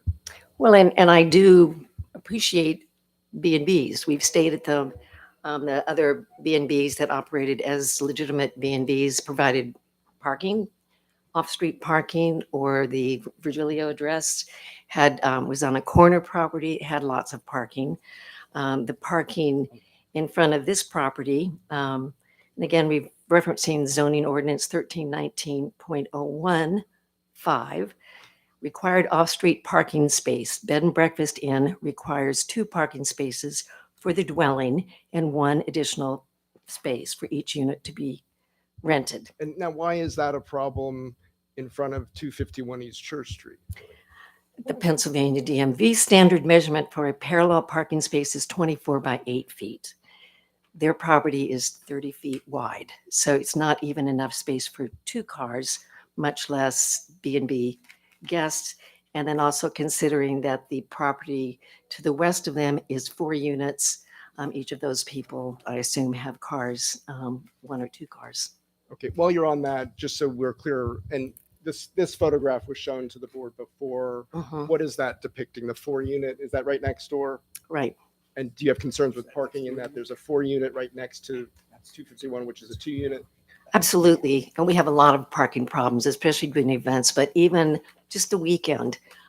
We've come home on more than one occasion trying to deliver groceries, no parking in front of our house. We double park, and it's a fast traffic space as they round Linden and have a double park with the blinkers on in order to deliver our own groceries to the house. It's At page 3 at the top, can you tell us what these two photographs depict? The garage Mhm. doors and the car and the illegal park sign. Yes. Turn to the top of page 3 and describe what that's depicting. It's a picture of Peter's property, 3 spaces garage that I believe is just used for storage and workshop space. The car is parked in the whole alley is clearly marked with city signs, and I think I did a blow up there of the sign that's posted on a telephone pole that it is a no parking zone. And I'm assuming that has to do because it's a narrow alley. We have sanitation trucks, we have fire access, city plows. It's just simply a city clearly marked, no parking zone. So do you disagree with the earlier testimony that you heard that it was fine to park there? Do you disagree with that? Yes, I mean, it's clearly posted. Yeah, and I'm sorry that the city hasn't navigated it, and I try to be a good neighbor and haven't turned them in, but And as far as your understanding, those garages are filled with other things and they're not used for parking inside the garage. correct. Now, describe for the zoning hearing board what your concerns are as far as the non-compliance with city ordinances and codes. Okay, and again, I'd like to read just because my memory, but in Ms. Peters' February 28th, 2018 request to the zoning board seeking, and this was in writing on their application, to establish a bed and breakfast with 1 room available for rent. In fact, the board granted the exception based on that information, which is incorrect, as at the time they were renting the entire unit. So the 5 rooms that were discussed. So it wasn't just limited to 1 room, which would have, I guess, qualified it for a bed and breakfast at that time. And it also said that the board granted that exception based on the false information and the condition, and this was in writing from the board, the owner shall maintain open access to all areas of the residence, meaning the former apartment cannot be operated as a separate dwelling. That was the board decision. And do you have specific knowledge that condition was not complied with? Lots of specific knowledge, and it's probably been addressed. They were advertising simultaneously on VRBO, Airbnb, and lots of pictures that were showing that this is all yours. I'm just going to ask that the board just take note. I'm going to call it a continuing objection, so I don't have to keep bouncing up and down and interrupting this woman's testimony. This is all. We're back to the prior decisions. We're back to. And respectfully, may I add here? Now it's not, because what she's getting into is the credibility of the property owners and their lack of ability to comply with conditions from this board.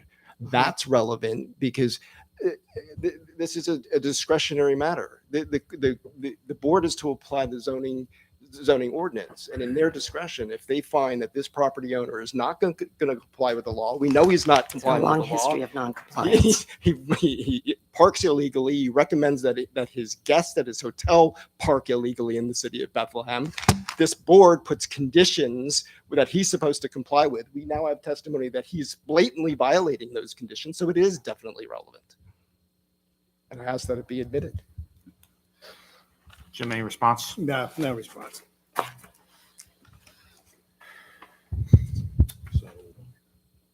told you on this one. Do we want to talk about affordable housing? Yeah.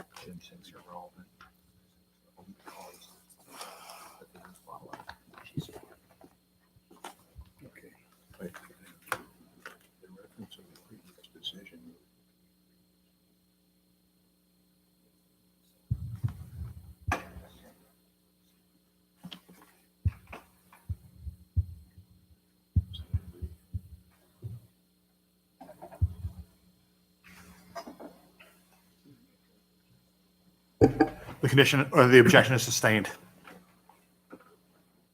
Now, if you can describe what your objection is as far as the impact that the grant of a special exception for a bed and breakfast would have on affordable housing. It's documented.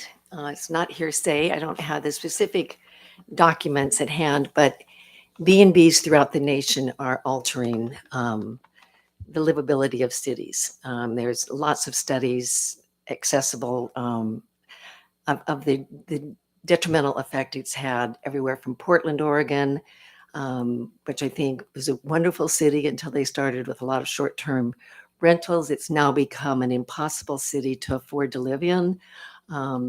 Secretaries, office staff are in print are staying overnight in their car in order to keep a job and work in the city. The rates of crime have upticked because of it. These are some facts from or hearsay, whatever it categorized, from Bozeman, Montana. So I did try to look up cities that were a little bit close to our size. And in Bozeman, Montana, they rushed to ask the city quickly enact policies to deal with the very real threat of Bozeman's historic district being turned into a de facto commercial zone as a result of Airbnb and similar phenomena. As has been demonstrated in numerous other cities, Airbnb has resulted in displacement of people who want to live in our community, escalating real estate and rents, and causing transformations of neighborhoods from being all about locals to being dominated by visitors passing through. The same concern came from the residents of New Orleans. Our neighborhood and many others have been invaded by short-term rentals, and they are drastically changing our character and culture. Our neighborhood is becoming increasingly occupied by transients. Savannah Morning News, and that was just this January 12th, 2022. The rise of short-term rentals in Savannah has led to booming property values and an increase in investment opportunities for homeowners. But for many residents of the historic district, it's reduced quality of life and depleted the sense of community one found on the historic streets of downtown Savannah. Now, as I understand your testimony, if the property owner would enter into long-term residential leases, you would not have an objection to that. I would have no objection if it was another rental unit long-term, as it was until I think 2017 when she first started her B&B.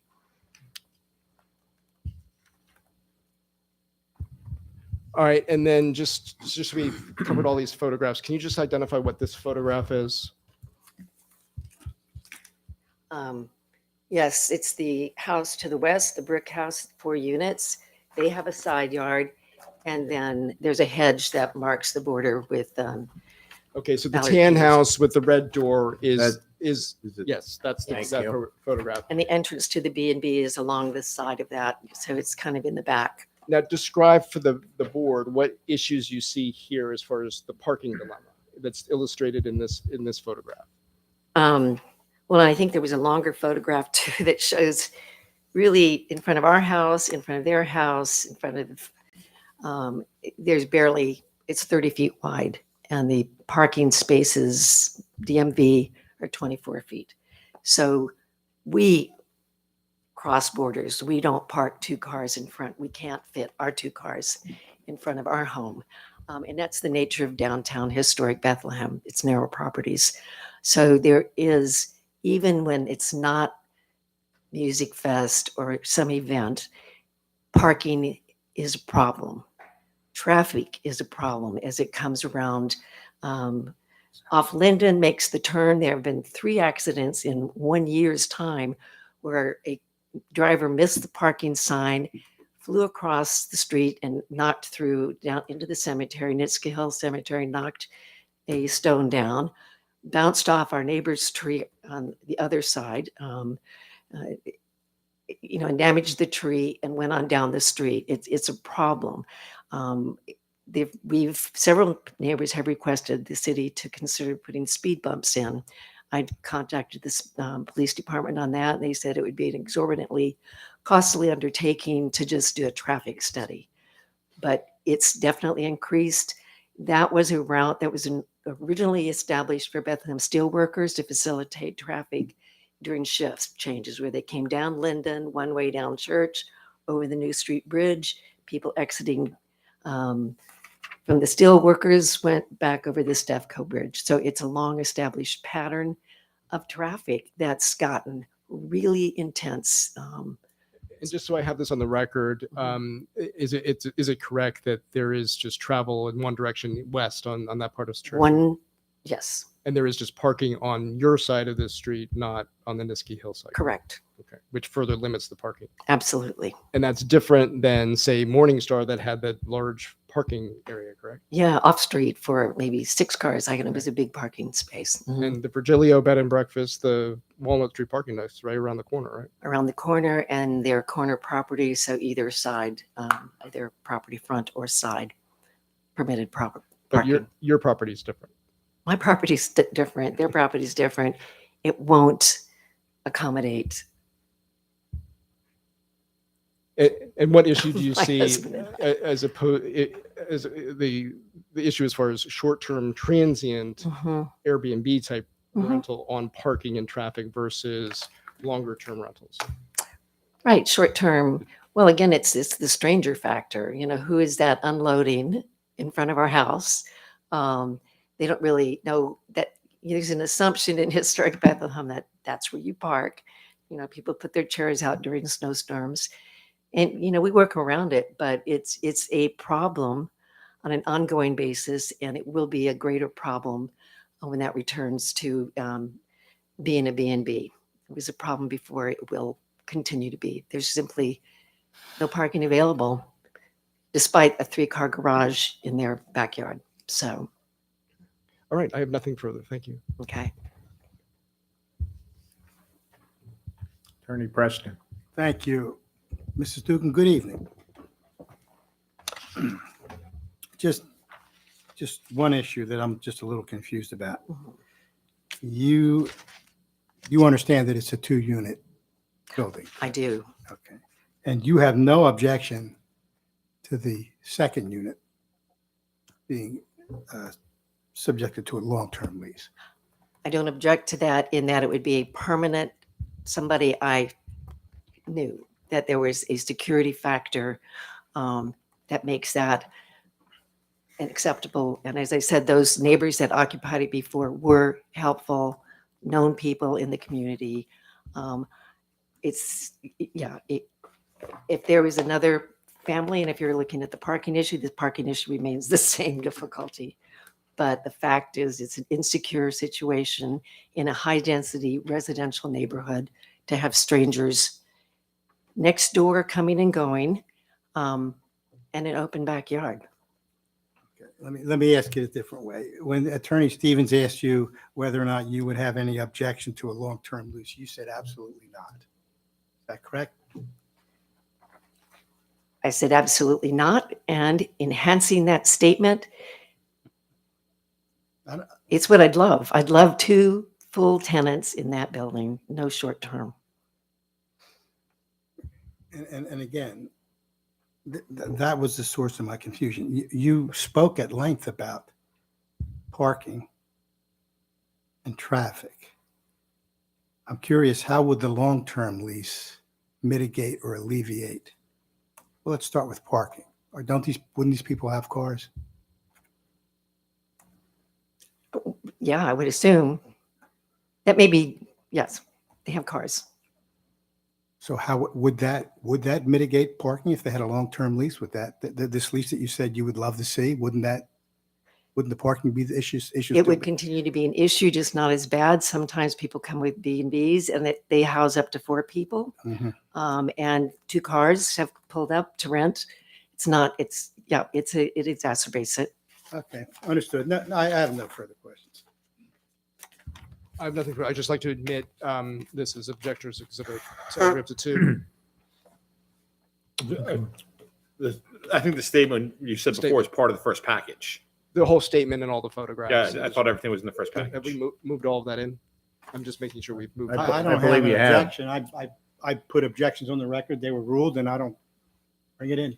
Yeah, subject to the objections Yeah, as yeah. to the specific items. Absolutely. Yeah. All right. In which case, I'd welcome questions from members of the board. I have no questions. Mr. Nabonne. questions. I have no questions either. Attorney Bilal, anything for the record? No, sir. Mr. Pfeiffer, anything for the record you need? Thank you. Attorney Stevens, you have another witness? I do. Yes. Next witness. Thank you. Thank you. We'll switch. Frank Boyer. Oh, I beg your pardon. Were there questions from members of the audience? Yes. Of the testimony?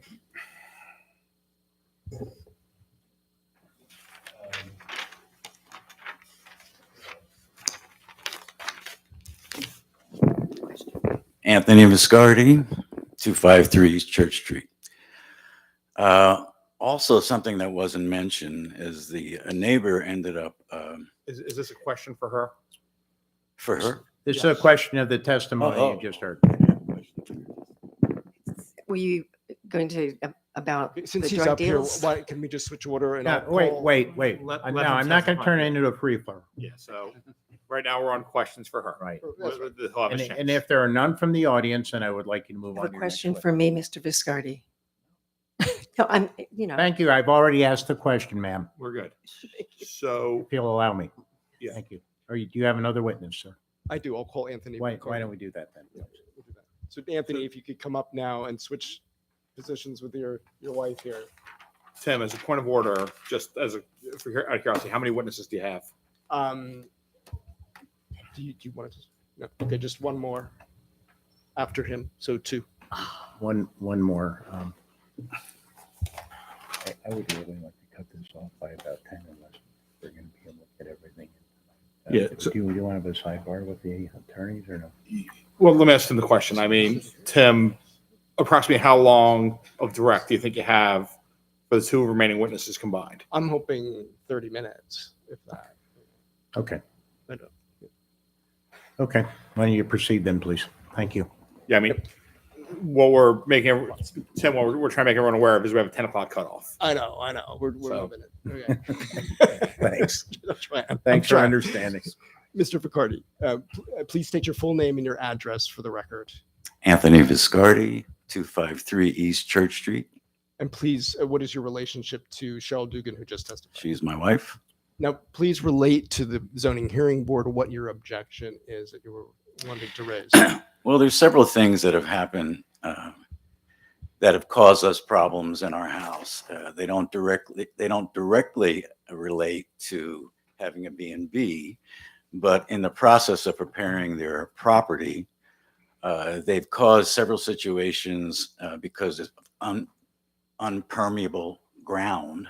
The water runoff has created quite a situation on our house. So the water comes down that area. Now, that part of their construction, I don't know if it was inspected or not, but when we had someone look at it, the permeable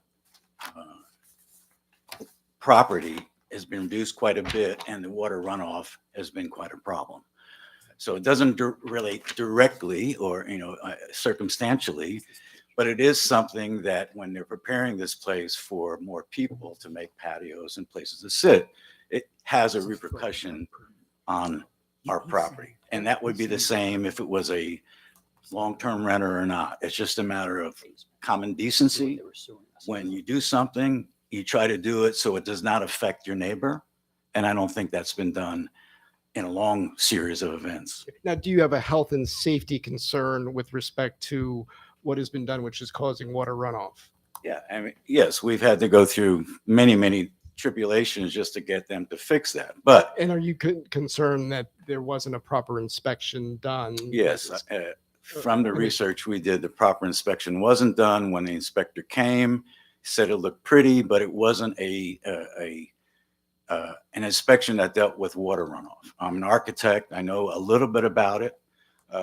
And so I know that when when you build or have lack of permeability, the water runoff in a really bad storm, we used to get, until they did some remediation, 50 gallons of water in our basement. So it was literally pouring out.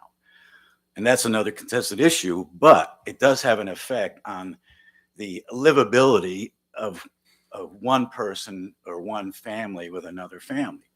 And I think, like my wife mentioned, the notion that if they want to do this, they should put a fence up at least. I don't want people coming into my yard, but that's not, unfortunately, we don't have a communicable relationship. So we can't talk to each other. We do this. And that's saddened also. Do you have any other objections other than what you've mentioned as far as the potential Well, I mean, allowance of a bed and breakfast next? I mean, all the things that have been mentioned.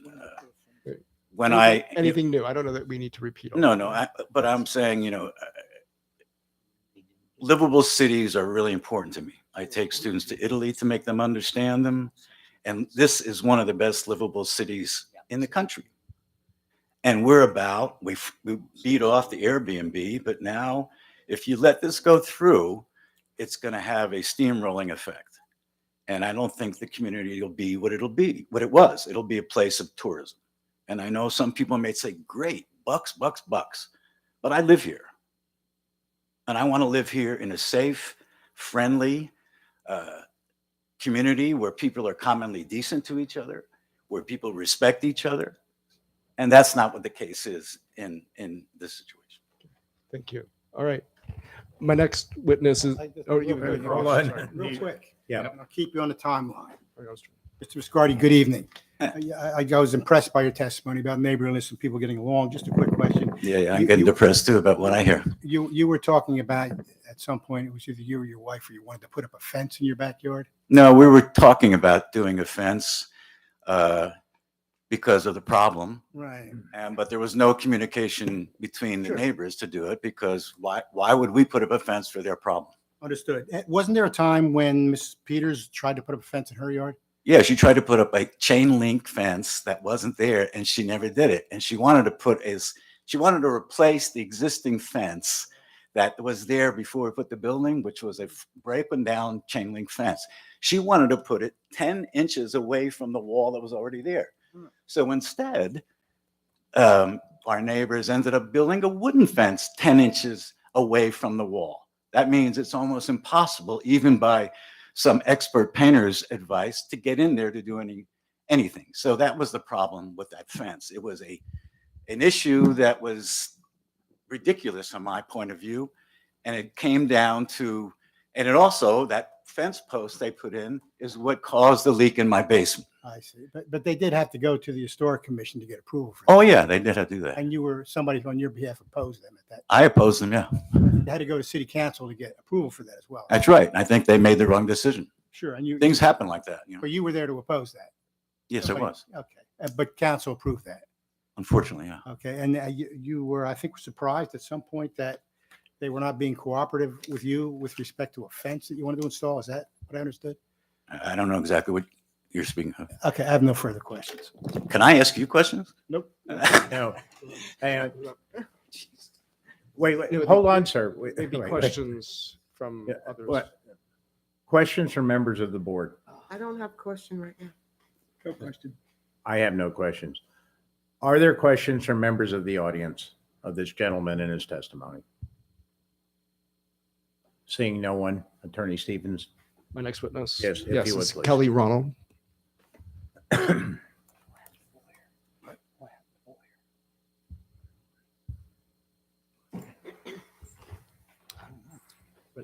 Sure. Please state your full name and your residence. My name is Kelly Ronalds, Ronalds, and I reside at 448 Main Street here in Bethlehem. And how long have you lived in town? I've lived in town for about 8 years, and at my current location, about 3.5, almost 4 years. And where are you employed? Historic Hotel Bethlehem. Describe for the board what your objection is with respect to how this may negatively impact the fabric of your community. You live just down the street. Well, I mean, I live in the business district, so anybody who wants to rent rooms in in the I'm business district. sorry, I don't mean to interrupt, but I I'm sorry. apologize. I'm not familiar with, as I should be, with the city of Bethlehem. Where did you say you lived? 448 Main Street. I live in a rental unit above the Chocolate Lab, right across from the Hotel Bethlehem. You're downtown. Yes, sir. That's what I'm saying. Okay, well, then I'm going to object to standing. I'm not sure. This is in very close proximity. It's literally a couple of blocks from the subject property, 251 East Church Street. Well, I just preserve my objection for the record. You live in downtown on Main Street? Yes, sir. Okay, very good. So for the board's benefit, what's the distance from the subject property? Can you estimate it in blocks? Maybe 6 blocks, Cheryl? Maybe 6 blocks? I would give her standing. Why don't you proceed? We're going to rule that she has standing. Understood. Thank you. Now, describe. It doesn't mean you have to stand, though. Yeah. Understand? Okay. I was getting ready to. I noticed you were moving, so yeah. Describe your concern how the grant of a bed and breakfast special exception may negatively impact your neighborhood. Well, it's my neighborhood that I stroll in, that I walk in. I have 2 grandchildren that we walk around the neighborhood in. I used to live closer into the neighborhood and in the actual residential district. And it is about community. And whether you're, and hotels, not mine, are buying up homes right now because of this situation with Airbnb. They are. You can read many of my businesses, the hospitality industry, and I've been in it for 40 years. I know you find that hard to believe, but they're buying up homes in the cities and renting them out. And I'm not saying this gentleman and his wife are attempting to do that, but we have, as citizens, me as a citizen, a responsibility to ensure that our neighborhoods remain neighborhoods and that our commercial districts remain commercial districts. And the two should be next to each other and be nice, but shouldn't impose on each other. And what concerns, if any, do you have as far as security issues with this type of bed and breakfast, short-term rental? Well, I think anyone who runs before I came to work at the hotel, somebody asked me this question today. Somebody asked me, before you stayed at Hotel Bethlehem or worked at Hotel Bethlehem, what kind of where did you stay? I loved a bed and breakfast. There's nothing better than going into someone's home and being greeted and having breakfast with them and maybe the other residents that were staying the weekend. But usually those bed and breakfasts are licensed as bed and breakfast. They belong to the American Hospitality and Lodging Association. They do all the studies. I mean, security is one thing. I mean, we don't make all the reservations at the hotel level, so we don't get to ask the questions that everybody asks. But I have 24-hour security. So in a hotel or a bed and breakfast or an inn, you're in the building with the people. My question is, it's not attached. There's not an entrance, so they can't hear if anything's going on. You can't. I mean, I've got security constantly walking the floors that come and say, Kelly, we have somebody smoking on the 8th floor, and it doesn't smell like cigarette smoke. So then you have to go right and inspect it and check it out. And we're sniffing at doors and knocking on doors and calling the guests and saying, knock it off. There's a fine. Because they're in a separate detached building, what happens when somebody's not following the rules or are breaking the laws? I feel for him because I understand, his wife is emailing people because that's the method of reservations for Airbnb. They don't actually call people, I don't think, and make the reservations. We have an in-house reservation system, but we take reservations through Airbnb. We take them through Expedia and all the other, what we call other travel, networks, OTAs. But from the time the guest arrives at our building, they're going to have about 4 people that see them besides checking their ID at check-in before they go up. And then, like I said, we have security marching around. So, in a hotel or a bed and breakfast or an inn, you're in the building with the people. My question is, it's not attached. There's not an entrance, so they can't hear if anything's going on. You can't. I mean, I've got security constantly walking the floors that come and say, Kelly, we have somebody smoking on the 8th floor, and it doesn't smell like cigarette smoke. So then you have to go right and inspect it and check it out. And we're sniffing at doors and knocking on doors and calling the guests and saying, knock it off. There's a fine. Because they're in a separate detached building, what happens when somebody's not following the rules or are breaking the laws? we're not, I don't, that's my concern for the neighborhood, is that you don't know when there's, the Morning Star Inn was a different thing, right? Everybody was under one roof, everybody was together. This is a very different situation. I don't oppose bed and breakfast. The Morning Star Inn was a beautiful inn, it was well run. But this is a totally different situation.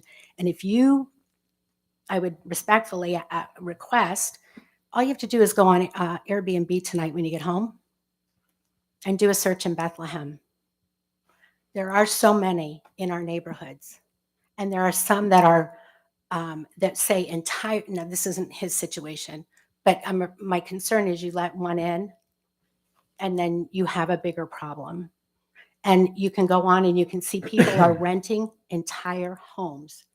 I went looking for a house to rent. I'm by myself. I went looking. There's no affordable housing.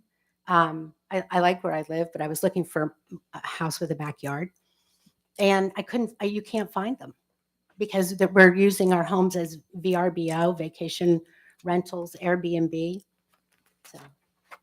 Now, with respect to this particular property, 251 East Church, you have specific knowledge. You've been to that property. I have been to that property. It was several years ago. I don't remember the exact date, maybe 18. Okay. It's hard to remember before And COVID. just briefly describe to the board your familiarity with this property. So in the rental unit, the apartment, there was no access to the main home. There was access to the backyard, but there was a door that appeared like it might go into the house from the bathroom on the second floor, but it did not access. It was locked. There was a door in the living room area that went to I think the basement. It looked like a basement door to me, but it was also locked. So there was no access to the main house. And now could you describe for the board, both inside this property and outside this property, what makes it not appropriate for a bed and breakfast as compared to some of the others you mentioned, Morning Star or maybe the Virgilio property? There's not a common area for the owners and the guests to mingle, to have breakfast together, to chat together. Normally, if you at the Morning Star Inn or at I don't want to say normal because I don't want to degrade, but when you go and you book at a bed and breakfast, the Sarah Mansion Inn was a bed and breakfast before it became an inn, and added on rooms. You always had breakfast in a common area, and got to know your guests, and you knew the hosts. But this isn't that situation. Yeah, I have nothing further. Attorney Preston? Yeah, just a few questions here. So Yes, sir. you visited this property in 2018. Is that correct? I don't remember the exact year, but it was 28. It was before COVID, 2018 or 19. 18 or 19? Yes, sir. And I had a friend who was staying there. pardon? I didn't stay myself. I had a friend who was staying. Oh, so you weren't staying there? No, sir. I visited the property. Oh, I see. And at that time, were you employed by the Bethlehem Hotel? I was. And you lived on Main Street at that time? I don't remember. In 18, that was 4 years ago. It'd be close. Yeah, and I think I was on Main Street by then. Now, in your testimony, you kept using the pronoun we. We do this, we do that. So I'm assuming you're talking about the Bethlehem Hotel? We in the hospitality industry as a general rule. Okay, so when you're talking about we have people come in and we smell things. in I'm their sorry. rooms- That is the hotel. That's my experience with the hotel or any of the other properties I've worked at over 40 years. Okay, and isn't it a fact that the hospitality interest or industry in particular, hotels are feeling a little bit of a competitive bite being taken out of them by these types of operations? That is true. Yes, sir. And isn't it true that, especially in the case of the Bethlehem Hotel, that they have a policy of opposing these types of uses? We don't have a policy. No, sir. No. Do you know who Mr. Bruce Haynes is? Yes, sir. I report directly to Mr. Haynes. Oh, you do? Yes, sir. Have you discussed these types of uses in the city of Bethlehem with Mr. Haynes? Yes, sir. And has he expressed to you that his displeasure with these types of uses as far as having to compete with them? His issue was with single whole homes being rented What was or his- people not following. He never had a problem with the Morningstar Inn. He never had a problem with legal bed and breakfasts. Mhm. But the challenge has been with these homes being rented solely as bed and breakfasts, as were done, as you are aware, on, I think it was on Church Street, or not Church Street, Market Street. And this home, because it is not falling under what he believes, or even what I believe, and I don't speak for him, I speak for myself, what I believe is a bed and breakfast. What was the concern with those homes? That there's no one there to monitor. There's no owner in the building monitoring. I mean, in hotels and in inns and in bed and breakfasts, the owners are in the buildings monitoring the happenings, the comings and goings, and what's going on. So you're telling me under oath that the Bethlehem Hotel has a concern that there are houses somewhere in the city of Bethlehem where people reside and nobody's monitoring them? Is that? No, sir. They reside. I'm talking about transient in and out people. Okay. They're renting out a whole home Right. for a weekend, and there's nobody there to check. Some are not checking them in. And they give you the passcode to get in. There's nobody checking an ID. I realize Mr.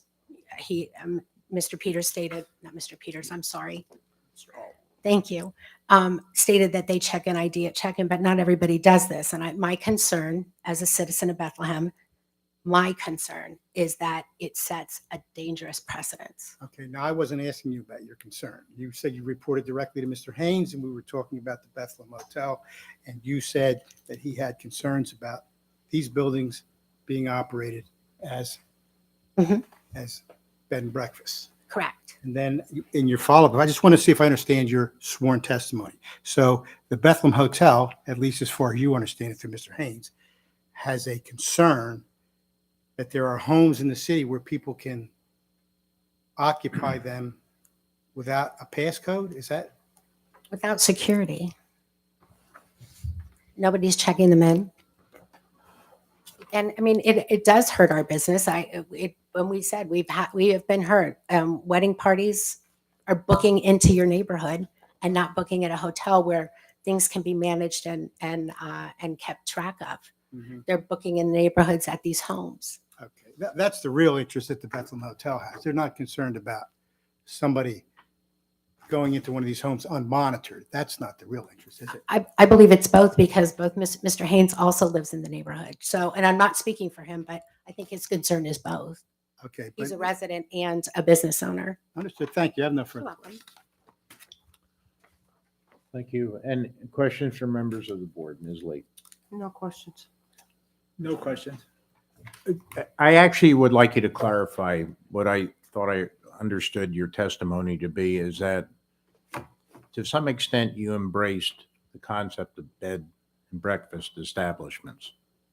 I do. I enjoy a good Okay. bed and breakfast. But I also heard other testimony that led me to believe that you felt it was inherent to bed and breakfast that would attract potentially criminal elements or problems in neighborhoods.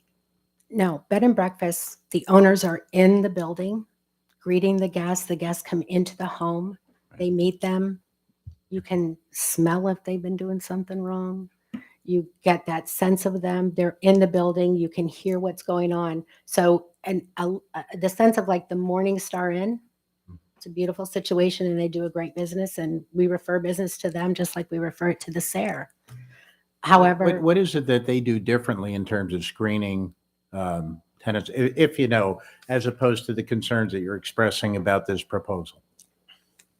this proposal, there is no access when I was in it from the apartment into the main home. There's no, they did not sit with my friend who stayed there and have breakfast. As the pastries were left in the kitchen. There was no, other than when she got to the door and was greeted and given the key to get into the house, there was never any other interaction. Okay, again, I was just a little bit confused because I had heard testimony throughout the night, and I thought some of it was yours, that indicated that there was an inherent risk of instability with transient visitors in a neighborhood who would typically occupy a bed and breakfast. No, I didn't know. That's why I'm asking you to Yeah. clarify. I can't say that I've never seen anything in any of the hospitality news magazines or through the American Hotel and Lodging Association So that there's- states that people who stay at bed and breakfast are So- inherently. So there's no authoritative source of which No, you're sir. aware of? No, sir. No, sir.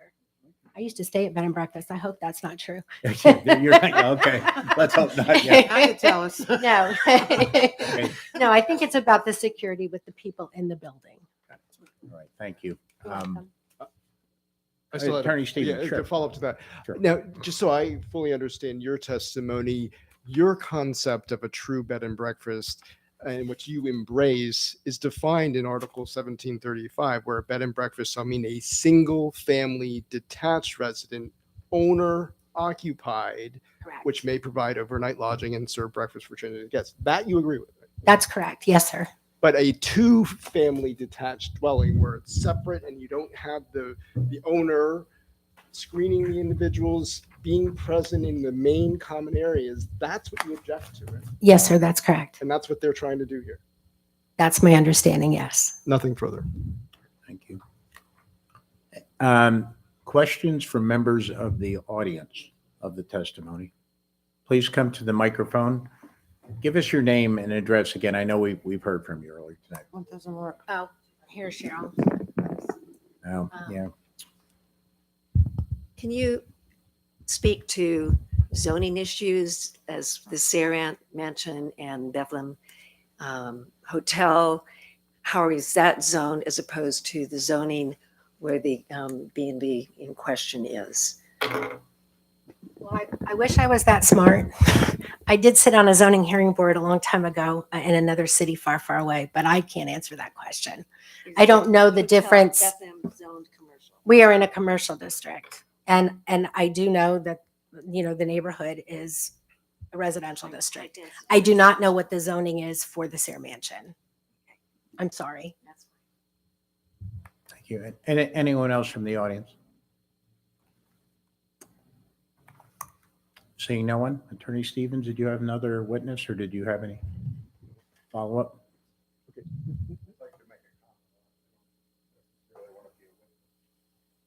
Wait a second. Can I have your name, please, sir? Why don't you just come up here? It's the easiest way. Thank you very much. It's just easier. Yes, sir. Thank you. My next witness is Frank Boyer. All right. Just let me ask the question. Describe for the panel what your objection is with regard to this application of 251 East Church Street to put in a bed and breakfast. All right, my name is Frank Boyer. I'm at 234 East Market Street. And my objection is very similar to what Cheryl expressed about the safety and about the, I'm going to call it the degradation of residential neighborhoods that allow these commercial properties to come in. And the other thing that concerns me greatly, which hasn't come up, and I'm going to be brief because I know you're on the clock, is the city of Bethlehem, the entire Lehigh Valley, probably the entire state of Pennsylvania needs more affordable housing for people. And it doesn't matter if that particular small unit that they want to rent out as a bed and breakfast is way overpriced to the market for a single room apartment or not. When you add that one piece of housing stock into the neighborhood, into the city or the state, it gives one more family someplace to live, and it's going to open up another place for someone else to live. That I've never been in the property. I walk by it all the time. I've seen the floor plan in the application. It's a small one-bedroom apartment. It would be ideal for somebody on a small fixed income or somebody that's just trying to get by would be very happy to live there. That's what we need. That's one of my biggest concerns, that I think that whole subject was missed tonight. Well, thank you for anything else? I don't have anything else. Nothing further for this witness. Questions? questions. No. Questions from members of the board? No questions. We have none. Questions from members of the audience? Thank you, Mr. Boyer. Questions quickly, okay. Jim, I'm sorry, do you have an No. I have 4 questions I need to ask this gentleman in rebuttal. Okay, so we'll hold that for a sec. Yep. So anything else in the audience? No, I think we're concluded, and I believe everyone's been given an opportunity to question or testify. So Jim's asking to call his witness on rebuttal. And I will just poll the audience to be certain. Is there anyone else wishing to offer testimony? Seeing none. I will bring this in on time. Now, Take your time, Jim. No, I appreciate it, but Dan, Yes. quickly now, we went through the ordinance early. 2-family detached dwelling is what you have. You understand your building, the 2 units are not completely separated from each other by a vertical party wall. Is that correct? That's correct. Do you know about when this home was built? Around the turn of the century. Okay, and you're familiar with the home. It's your mother-in-law's home prior, Yes, and now you live in there? yes. Okay,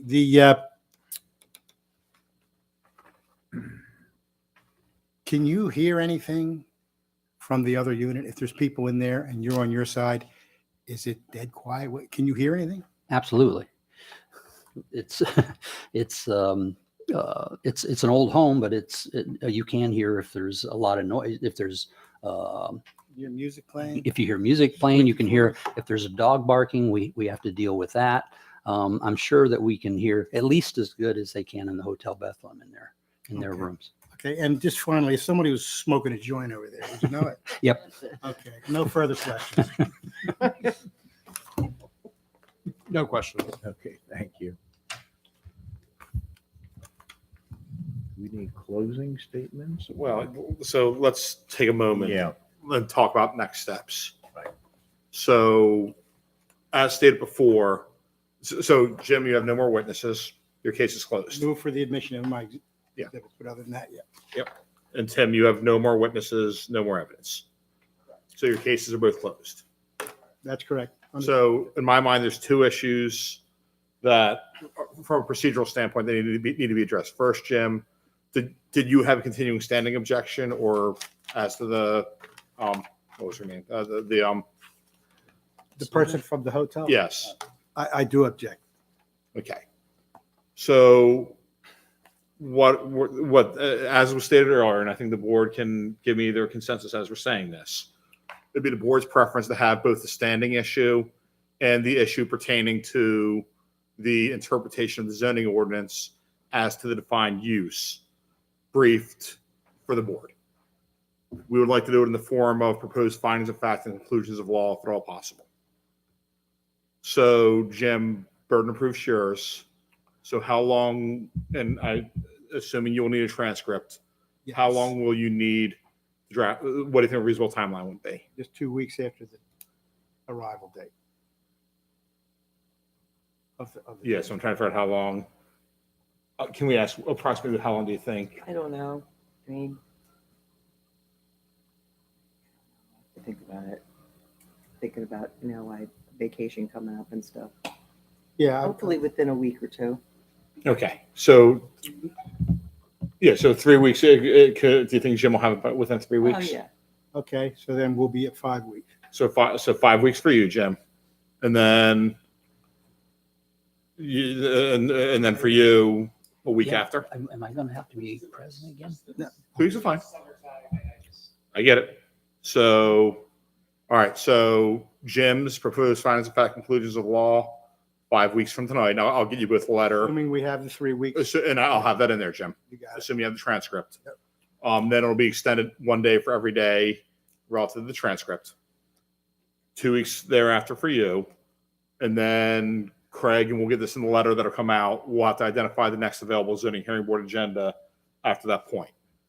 Once we have those documents, council can come and make solely closing arguments. The record is now closed. Understood. And then the board will take action at that meeting. Got it. Okay. So if I may, Good. 7 weeks from now puts us at the very end of June on the 29th. The next available meeting would be 2 weeks following that, which would be the 13th of July.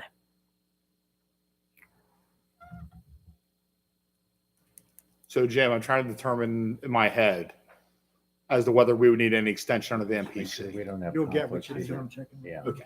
I don't, So the extension is required under the MPC, the render of the decision from that to that date, you'd have no objection on that. I will have no objection, and I will give you a call. Tim, I'm going to call his office tomorrow and arrange for that Okay. waiver or whatever you want to call it. Yeah, that's perfect. Okay. I'll send you I'll give you something in writing. Okay. Craig? If we can all confirm tonight, it can Sign be me a up. solid date. I don't believe we have any conflicts with the board. Sign me up, guys. The 13th. And we'll get this to all council in writing. Understood. So we have it all in one place. So 5 weeks, 2 weeks, and then July 17th. 13th. 13th. Yeah. 13th.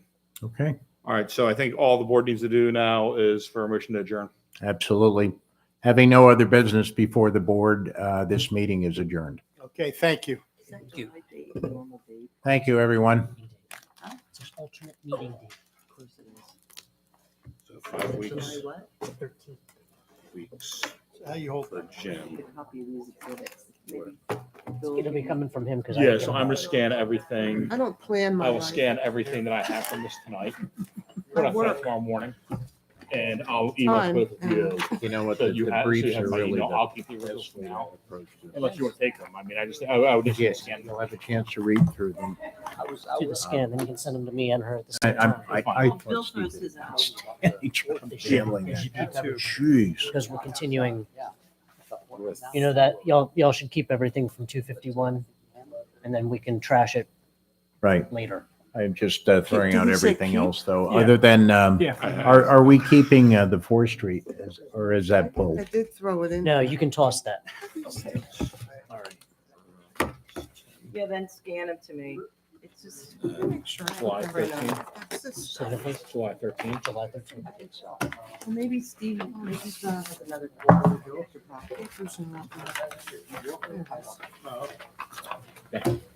You'll get a letter, Jim. Thank you, sir. Yeah. Good night. Good night. You did a great job tonight. Yes, you Yeah. did. Have a good, you're a Yes, good you board. did. See what happens all the time. I'll tell you what. I realize you now lost your bow in touch. I was gonna say there. Before Hey, the Tell me the truth, I'm not a lawyer. you browbeat him about being late the last time. That's what was so good.